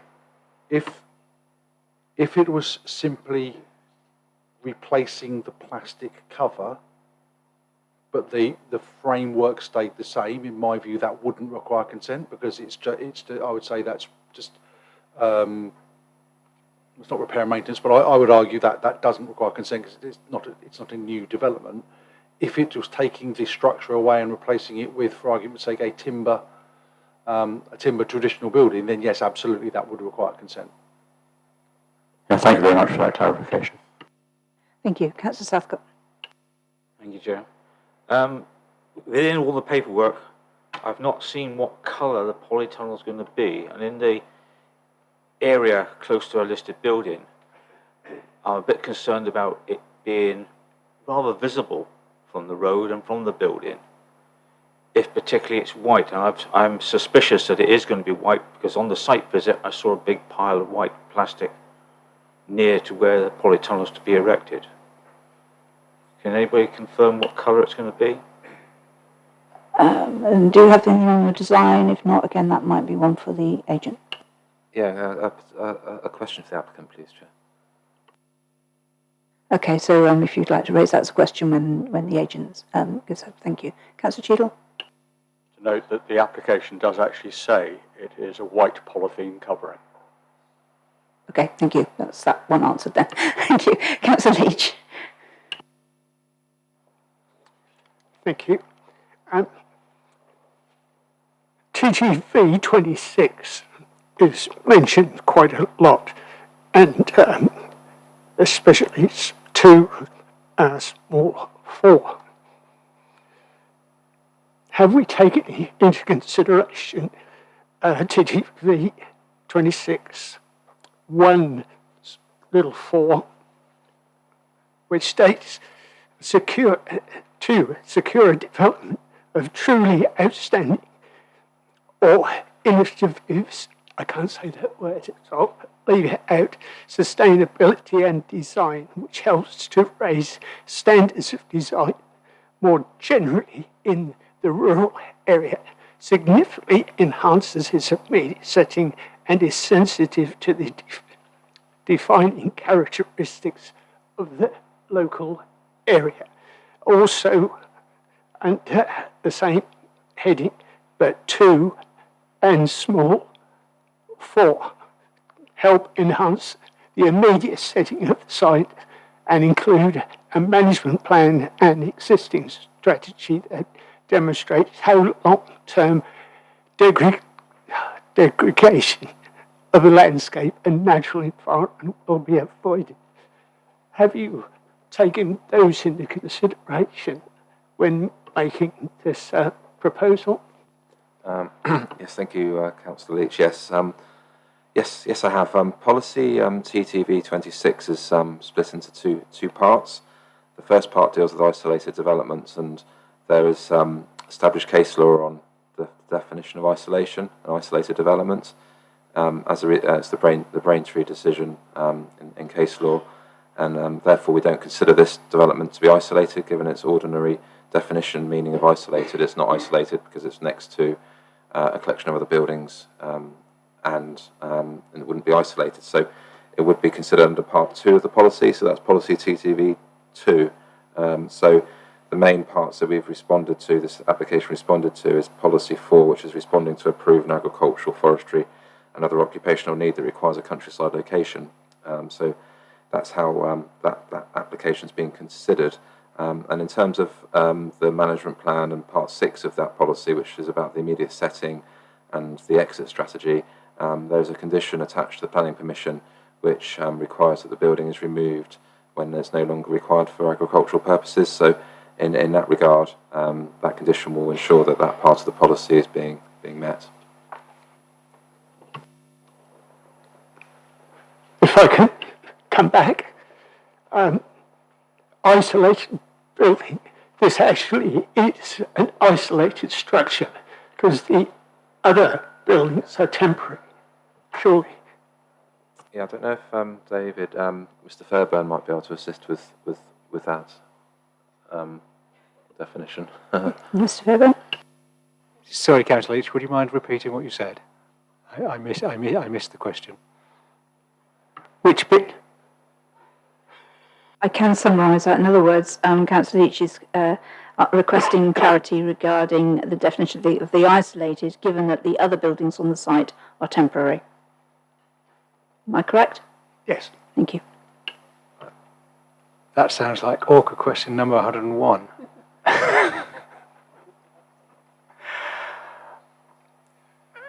Can I have a think about that? I'll have to come back to you, I'm afraid. I just want to work that one through. Thank you.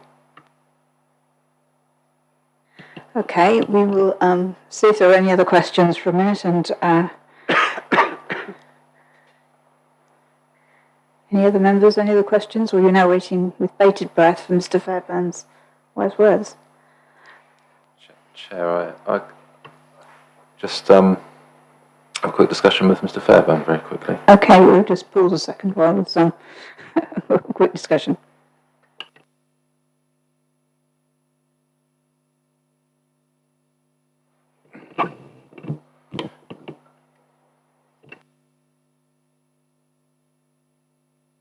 Chair, just something that I've picked up following one of Mr. Gibbons' last answers, that if members would like to look at condition 3, that does say within 28 days of the development being no longer required for agriculture, the development should be removed and the land restored to satisfaction of the planning authority. I would suggest that needs a slight revision in that within 28 days of the development being no longer required for agriculture or equestrian use, given that we've just approved the change of use of the land for mixed use of agriculture and equestrian. And I don't think we want to get into an argument that is it being used for agriculture when it's being used for equestrian use. I think that ought to be just clarified with the addition of equestrian use in condition 3. Thank you. Okay, thank you. Everybody clear on that one? Yeah, okay. Mr. Fairbairn, are you able to enlighten us now? Yes, I think I am. Whether or not I'm enlightened or confused is a matter of debate.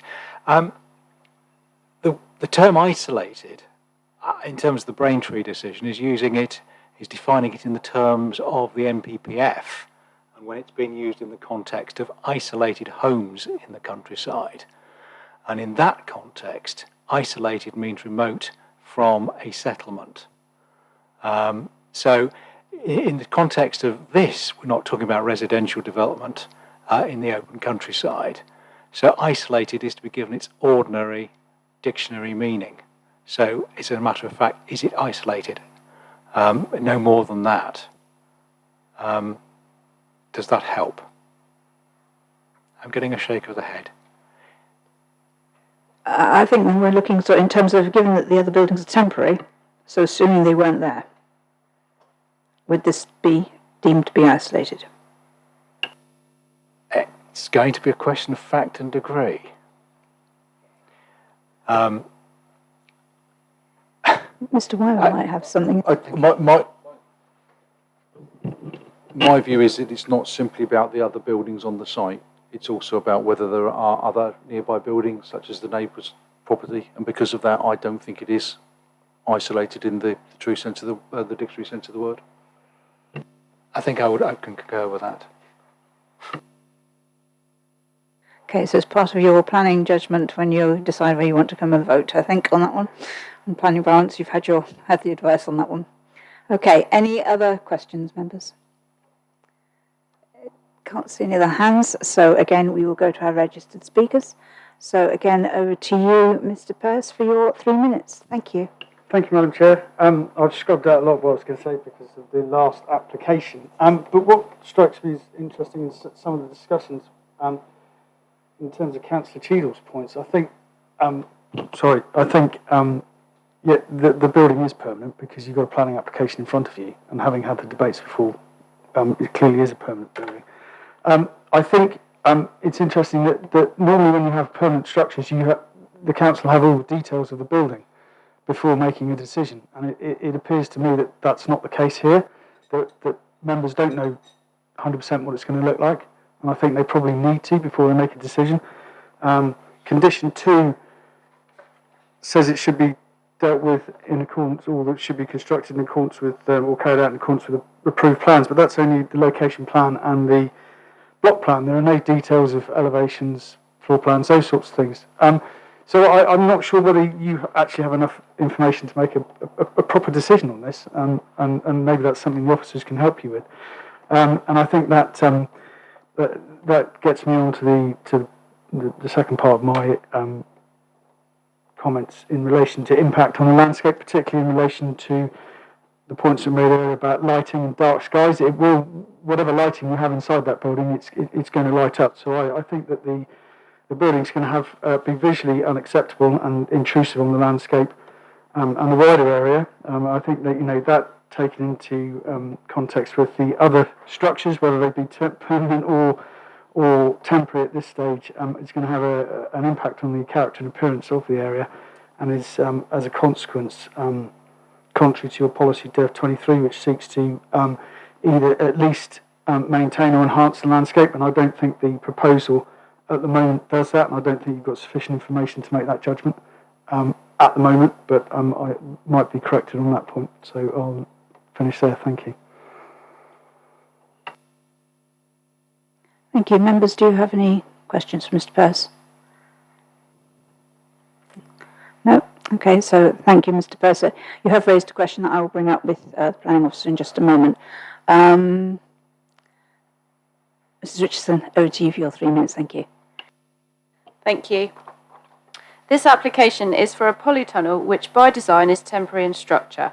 The referral to the committee suggests that the polytunnel is unsuitable as an agricultural building, but polytunnels have been used on a temporary scale for agriculture and horticulture enterprises for many years. The proposed tunnel will create a 9 by 9 area of storage at the maximum height of 4.5 metres, although we've agreed a condition of 3 metres. Bearing in mind that this surrounding hedgerow is at least 1.5 metres high to the top of the earth bank, with growth and mature trees over, a limited amount of the polytunnel will be visible from the public highway. The polytunnel is far less intrusive than a standard agricultural building, which would be approximately 12 metres in height to the eaves, and given the size of the unit would seem overbearing. The applicant accepts that if the polytunnel ceases to be used, it will be removed from the site. Given that the council has been advised by their own agricultural consultant that there is a need for the building, it is difficult to see how this application can be refused. With regard to potential lighting within the polytunnel, the applicants have no intention to place lighting in the polytunnel, and therefore we suggest the condition is unnecessary. In relation to condition 4, to provide a landscaping scheme for the northern boundary, we highlight the fact that, as the committee will have seen on their site inspection, a high hedge bank exists with mature trees over, which would make the planting of additional trees beneath somewhat difficult to guarantee their survival when being overshadowed by mature trees of this kind. The applicant is willing to plant a buffer strip along the field edge, but we raise the practical concern of shadowing from existing mature trees and question the necessity for such work. Condition 6, in relation to surface water, is understandable, but for the size of the proposal, it again seems somewhat overbearing. The practical installation of the polytunnel will see the use of gravel drains around the external area of the tunnel to provide a soakaway for rainwater. Given that the building will be used for storage of hay straw and machinery, there will not be any foul drainage effluent from the polytunnel to raise concerns for contamination. We suggest the condition needs to be modified to be less restrictive and incorporate that suitable soakaways will be installed. Condition 7. The requirements for waste management will not be necessary, given that there will be no waste created by the polytunnel, as it will be used for storage purposes, and the change of use application requires the waste documentation to be provided, which is more appropriate for that application in itself. The imposition of the agricultural waste regulations in 2006 require any agricultural waste to be disposed of in the appropriate manner. Therefore, this condition would seem unnecessary and again overbearing, not following of the spirit of the MPPF or government circulars in the use of conditions in practical and minimalist fashion. Thank you. Thank you. I just pick up on one thing you said right at the start. You actually referred to the polytunnel. Sorry, I've got wrong glasses on again. Referred to the polytunnel as being a temporary structure, and this is obviously a planning application that's for a permanent structure. So, obviously you can unscrew them from the ground and move them if you want to. This one will be based as classed as permanent, but if needs must, you can just unbolt them and move them. Okay, thank you. Councillor Cheadle, Councillor Moyes. Thank you. I've looked at the revised application. I've got a photograph of the proposed polytunnel in front of me now. Can you just clarify whether it's got a base or not? And if it has got a base, what the base is made of? Yes, concrete base. So it's not a question of just unscrewing it and moving it, is it? Well, the bases are screwed into the concrete, so you can. Yes, but you can't move the polytunnel if the base is concrete. You can physically move the. You can't the move the bit concrete, of the but you you're could left move with the base. Yeah, the base will obviously be permanent there. Yeah. Yeah, thank you. Councillor Moyes and Councillor Hipsey. Would the applicant, I don't know whether Councillor Southcott's comment about white sheeting was actually going to be for the polytunnel, but would the applicant accept green rather than white?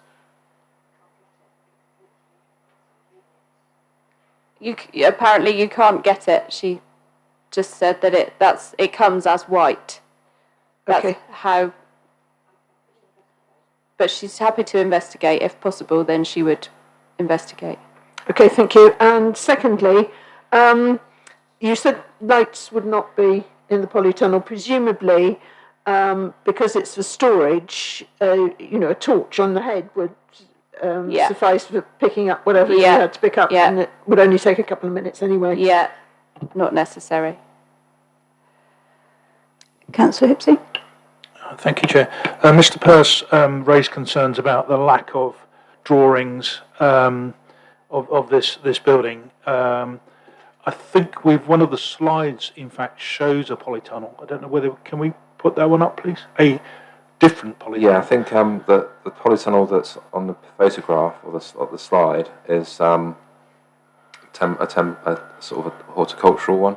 Yeah, I was wondering whether we could get some sort of assurance that it would be of that nature or more. Yeah, I think that's substantial. I think that one's used for the the horticultural operations on the site. I will pick up on the point in a minute, or I can address that point now in terms of the drawings. There is a drawing on the file. Got it in front of me now, but it's on a different computer. It does show the dimensions of the polytunnel, but it does also show that there is up to 4.5 metres in height, and we've agreed through negotiation with the applicant that now will be reduced to 3 metres to minimise the impact on the landscape. It would need to be an approved drawing on the condition list. I can show it to you, but it's not on my system. I don't. So I'd have to close this presentation and open up. Are you happy for me to do that for a minute, Chair? Yeah, that's fine. Yeah.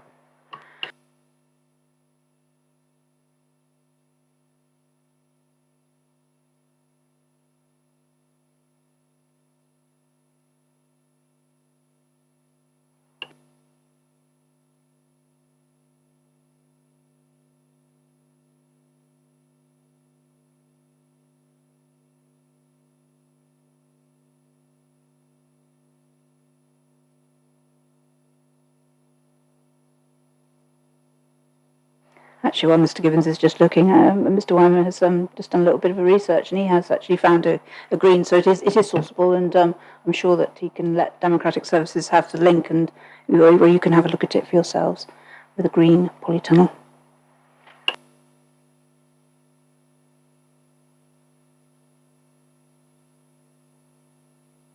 Perhaps for Ms. Evans is looking that up. A question for Mr. Ryan, because it's more generic, I think. The agent has referred to certain conditions which they don't think are particularly necessary, which they might well not be for their own particular use, but bearing in mind that this is a planning consent which will stand, and any future people who access or use or purchase the land might want to have a different viewpoint.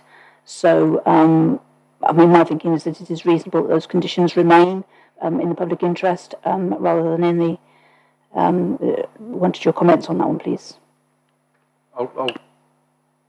I'll pass that buck to Mr. Gibbons in terms of the specific one on landscaping, but in terms of the condition 7, which is the waste disposal, I think the only way that I would be comfortable that condition 7 wasn't required is if it was replaced by a condition that basically said there's no livestock to be housed or in the building, because at the moment what's been applied for is an agricultural building that could be used for dry storage, implements or livestock. So if it's a case of it's not going to be used for livestock and that condition can be replaced by a condition saying it should not be used for the storage of livestock, then yes, I'd accept that condition isn't necessary.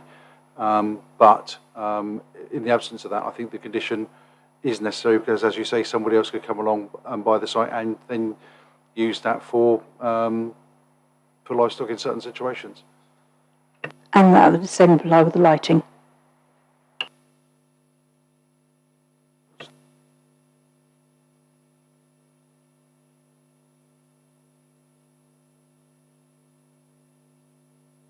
I think, again, I think the condition 5 talks about details of any external lighting, and if there isn't going to be external lighting, then there's no details need to be submitted to us. And if there is going to be external lighting, but either by either from this applicant or further down the line, then I think it's right and proper that we seek details of any external lighting across the site, including on this building. It was including also something to do with the internal side of it as well, because of the impact on the general dark skies, shall we say. Lights are turned on inside and it'll just go straight out through a polytunnel roof, whereas if it was a solid roof, it wouldn't. I don't think it's unreasonable to add internal to that particular condition. I think the condition would comply with the guidance within the PPG. Thank you. How are you getting on, Mr. Gibbons? Yes, thank you, Chair. The image in front of you is on the screen now. The dimensions there are, I think the drawings and quality of the drawings does go back to the quality of the original submission, and I think it's fair to say it was done on a little bit of a piecemeal basis, and we did tighten up the plans through the submission of further plans. This is one of the original plans, but it does show you the indication of what it would look like. It's 9 metres by 9 metres. Those dimensions are incorrect because obviously we're looking to have a 9 metre by 9 metre building with a height restricted to 3 metres, but it does show you the construction and the form of it. I think there's sufficient information on that to make the decision. If you were concerned, you could ask for details to be submitted to clarify that through this for a subsequent condition, asking a submission a condition that would require submission of the elevations and the plans. But I think there is sufficient information in front of you to make an informed assessment on the nature of this application. Thank you, Chair. Thank you. There's a lot of chat going on between. Is there anything the committee needs to be aware of? I was just waiting for Mr. Gibbons to finish. Mr. Fairbairn has quite rightly pointed out the error of my ways.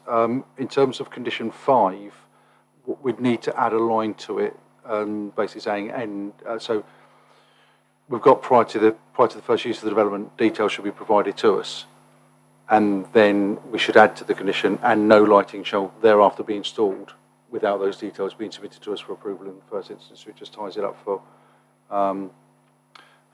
future use and potentially future owners. Okay, thank you.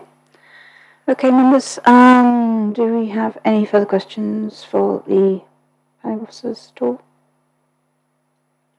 Nope. Okay, so in that case, again, I will make sure I get the right application, move the recommendation for conditional approval, which is outlined on page 22 with the amendments that we have talked about. Is there a seconder for that, please? Happy to second. Thank you, Councillor Cheadle. Members, we are now in debate. Councillor Moyes. Yes, again, I'll be happy to support this. I would prefer it to be covered in a green material. It is tucked out of the way under quite substantial trees, and it's further away from the listed building than the other bits and pieces. Again, and it will be removed when not required, so that's my opinion. Thank you. I have Councillor Leach, Vashon, Cheadle and Mott. So if anyone else put your hand up, I haven't seen it. So can you do it again, please? Councillor Leach. Thank you. For me, what we're being asked to agree here is for a white polytunnel. Nothing else but a white polytunnel. And for me, there's a bridge too far. I think it's going to have a great impact on the landscape. It's going to be intrusive in the open countryside. So as it stands, I can't support this one. Thank you. Councillor Vashon. Thank you, Madam Chair. I'm finding it very difficult to get my head around the fact that a temporary building can be a permanent building. No doubt there's going to be many more discussions on this in the future between legal and planning. But nevertheless, I feel this is it is a good plan, and I think it's ideal for what the purpose that it's going to be used for. So I'll be happy to support it.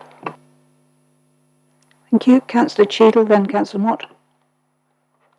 I share the slight concern about whether this is a temporary building, as the agent referred to it, or a permanent structure, as the planning officer has agreed that it is. Nevertheless, it is a large concrete base on which a white polytunnel is going to be placed. I'm not going to support this. I think it's incongruous with the setting. I would have supported a more traditional-looking farm building, but as this is actually a permanent structure, a permanent white large polytunnel in the open countryside is not something I can support, so it shan't be. Thank you. And Councillor Mott. Ditto. Well, that was short and sweet. Any other? I can repeat what's been said already, Chair. So it's it's not in keeping. Yes, thank you. I didn't mean to be flippant. I was just thanking you for saving everybody's time by repeating it all. So anybody else for anything else? Nope. Okie dokie. Right, we will then take this to the vote. I think all those in favour of the officer recommendation, please show.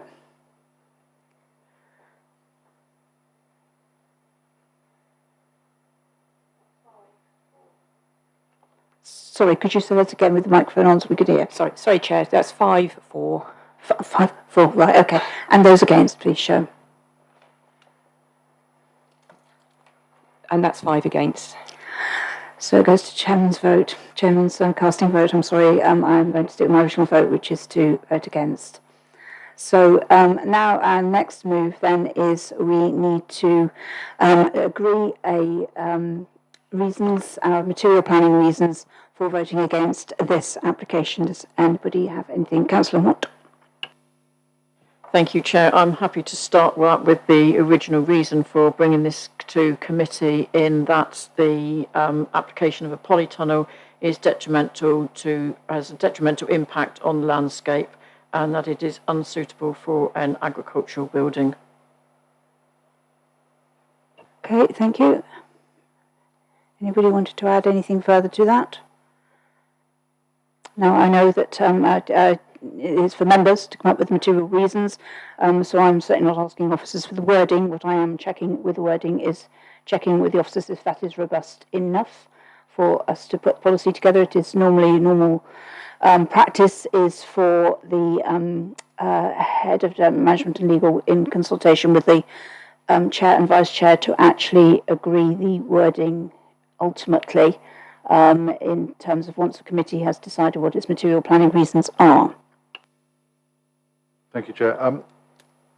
I agree. I'd like that when it is, when you do take the vote for refusal, if it could be delegated to myself and head of legal in conjunction with whoever proposed seconds and yourself.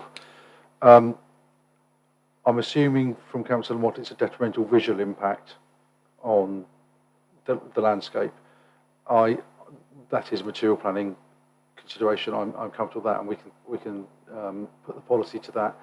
I am personally quite uncomfortable about saying unsuitable for an agricultural building, as I've seen polytunnels used on numerous occasions for an agricultural use, and I think that would be very difficult to. As I was saying it, I thought, I I'm think, happy with the removal of that. Yeah, so I would advise against that. But in terms of detrimental visual impact, I think that the members who spoke against have explained. I think have explained the reasons why. So I wouldn't say I'm comfortable with it, given the officer's recommendation, but I think they are material planning. It's a material planning reason, yes. And just for clarification, Councillor Mott, it's, when we're talking about detrimental visual impact, it is the fact that even though it's yes, I know there's a suitability and reasons for calling, but in actual fact it is the polythene, in fact it's a polytunnel in what is a rural agricultural area. That is the where you're coming from that. Yeah, detrimental impact given the setting of the location. Yeah, if that's a bit stronger, it's the setting, I think it's... So would it be fair to say that you're looking for something along the lines of it's a non-traditional agricultural building that has detrimental impact on the detrimental visual impact on the landscape, and therefore doesn't preserve and enhance? Well, I need to refresh my memory on exactly what the policy says, but yeah, okay. So are you happy with that, Councillor Martin? Is that what you're willing to propose? Thank you. Yep. Is there a seconder for that? Oh, right. Okay. I'll go with Councillor Southcott, if that's okay. Any debate on that, members? No. So all in favour, please show.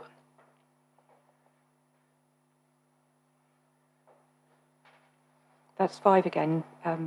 Okay. And are those against? That's 1 against. And abstentions then? 3 abstentions. Thank you. I think that's everybody.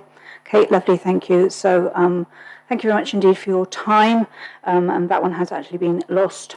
And actually, I'm not too sure what the arrangements are for our visiting speakers if they wish to leave. Can they leave, Mrs. Hall? They can, yes. If they do so wish to do, well, you'll need to at some point, but if you didn't want to stay to the end of the meeting, yeah, so perhaps if you would just take your time one at a time to just go out so you don't sort of, or go out in a mad rush. Thank you very much indeed. Okay.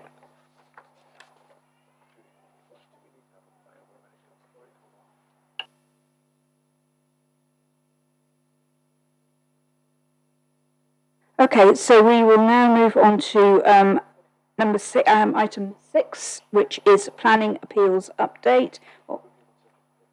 Okay.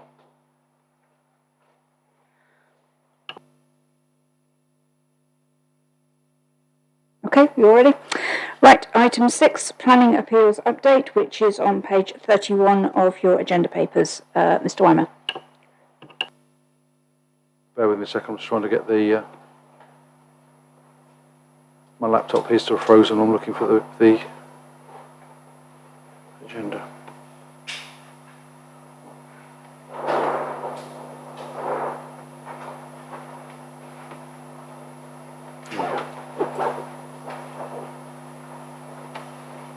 Okay, sorry about that, members. So I'll go from the top down. The first decision was a refusal for 2 Roman units at a land opposite Higher Park at Iddesleigh. My recollection is there was a committee site visit on this one. So members who were on the committee at the time will I'm sure there was. It was some time ago. This is one that's taken a little bit of time to come to actually the inspector to deal with it. The inspector said the main issue was effectively did the location accord with policies that seek to focus development, including tourism close to existing settlements, to reduce private car travel. As you'll see, that will be a recurring theme through the appeal decisions that have been reported today. And the inspector commented that it was an isolated rural location, distant from settlements. There were no facilities or settlements within a suitable distance or along routes that would enable any real choice in mode of travel for guests, so therefore all guests would be relying on the private car. In addition, there was little cogent evidence to suggest an identified need for the development in the vicinity of the site. As such, it was contrary to development plan policy and was refused. The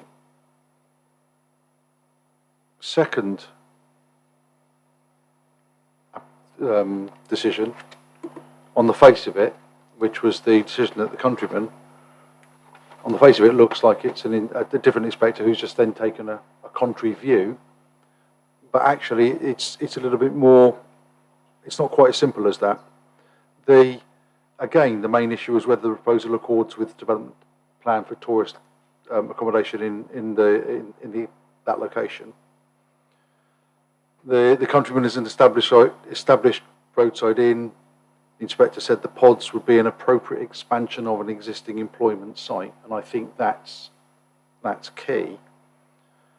Although the site is away from main towns and villages, and the guests would be reliant on the private car, so again that's something that the inspector on the previous appeal said weighed heavily against it. But the inspector did give, in my view, significant weight to, on the face of it, a case put forward by the applicant appeal that it's on one of the main cycle routes from Land's End to John O'Groat, so there will be demand from non-car journeys, that it would be people who may have travelled there anyway to use the pub, who then might stay overnight. So the fact that there was already an awful lot of car journeys going there for the existing business, the inspector took the view that there was an identified local need and that it wouldn't significantly increase the number of car trips. My view is that the key difference between the two is that this was an expansion on an existing business and not a new isolated site. I still think the inspector could have and perhaps should have looked in a little bit more detail in terms of the demand and the evidence put forward, but that's a personal view. But I don't think this opens the floodgates for any and all applications for new tourist development in isolated sites. I think the key here was there is an existing business there. The next one is 3126 Broadwood Kelly. The main issue was the effect on the character and appearance of the area. It was accepted that the development in the village was accepted in principle, but this scheme had a wide entrance with an internal access drive, significant areas of significant areas of parking, creating, in the inspector's view, a suburban cul-de-sac. In combination with that, the siting of the dwellings delivered a layout that was detached and at odds with the broad pattern and character of the village. And there are a couple of points of the detailed design, particularly around the very wide dormers that dominated roofs and a deep floor plan, resulted in profiles for the dwellings that weren't characteristic of the area. And overall, the development would not be harmonious with the area and did detract from the character and appearance. I think this is a really good and relatively important decision, because it does mean, in layman's terms, that just because something's acceptable in principle, we're not going to accept any old design. We should be looking for something that's complementary and fits in with the existing pattern of development in those settlements. I was really pleased with that decision.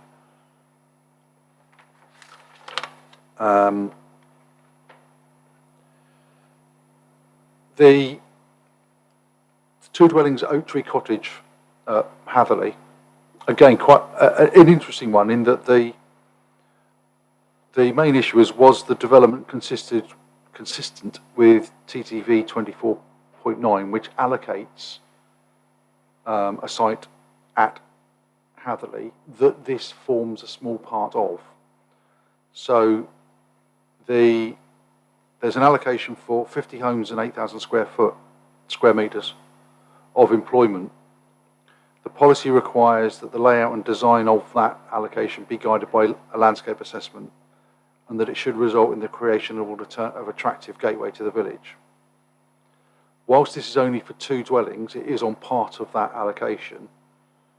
The proposal wasn't guided by a landscape assessment as part of the wider site. The form of the development, although it did sit comfortably along existing properties, but in the absence of a particular scheme for the entirety of the site, it could undermine the ability to secure a plan-led holistic approach for the entire site, and the disaggregation of the site, in the inspector's view, had potential for more negative impacts, and you could only achieve what the policy wanted with a comprehensive scheme. So you shouldn't be allowing small parts of it to go off for two dwellings here, two dwellings there. And the other point which was made is that if you look at it as it is now, the two dwellings in themselves wouldn't be sustainable on the basis that the wider development, if and when the whole site comes forward, will deliver should deliver non-vehicle paths, routes into Hatherley, where the two dwellings on their own, because the quantum wouldn't. So the inspector saw it as firstly conflicting with the ability to deliver the site as a whole, and wouldn't have an appropriate access into Hatherley itself.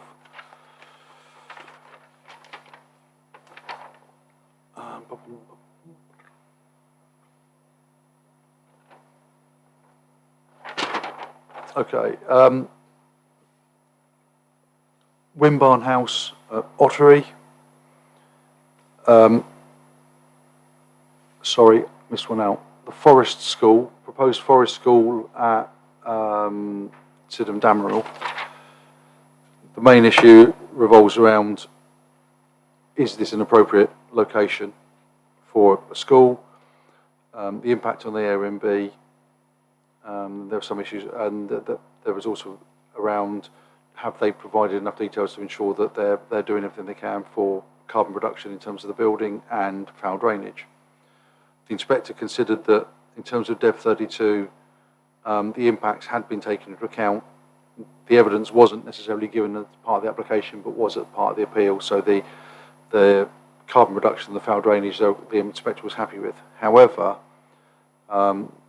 they took the view that because it was remote from settlements of any size, it simply didn't comply with the development plan policy, and it was then therefore an unsustainable location for a new school, albeit a forest school.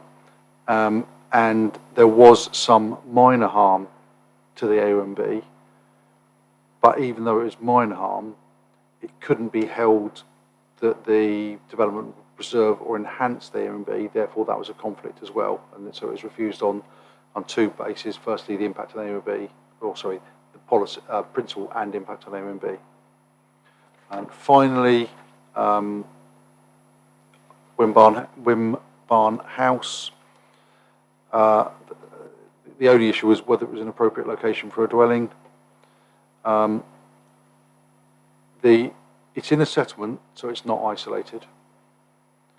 Ottery isn't included in the joint local plan as a sustainable settlement, so therefore the acceptability or otherwise it relies on Part 4 of TTV1 that sets out the development in smaller settlements will only be permitted if it can be demonstrated to support the principles of sustainable development and sustainable communities, and the inspector considered that it didn't, primarily due to the occupants which would be reliant on private car to access all facilities. Happy to answer any questions on those or any of the other appeals or any other applications that have gone to appeal if I can. Thank you. Do we have any questions, members? I think while you're thinking, I think what I will say is that looking at quite a lot of those, all bar one, the appeals were dismissed, and there's a sort of a mixture of member delegated, officer delegated, and one for the committees. So it would seem that decisions that the council is making in its various formats are sound. The planning inspector is in agreement, and I'm knowing the Countryman's site, I can understand actually why that was upheld rather than. I've got no concerns about the level of appeals that are being upheld. In many ways, I would be more concerned if we were winning every appeal than not losing the odd one or two, because planning is in many occasions a subjective decision, and perhaps we wouldn't be looking at things quite carefully enough if we weren't losing the odd one or two where it was that subjective one. So, if that makes sense. So I think what was it? It was 6. We've won 5 and lost 1. I think that's been broadly how we've been. So I'm quite comfortable with the quality of the decisions being made in terms of refusals. Sufficient to keep us on our toes. Anybody have any questions? No. Okay, well, we'll move on to the last item then, which is agenda item 7, which is the undetermined major applications, and this is just purely to look at the process rather than to express any views, to make sure we don't prejudice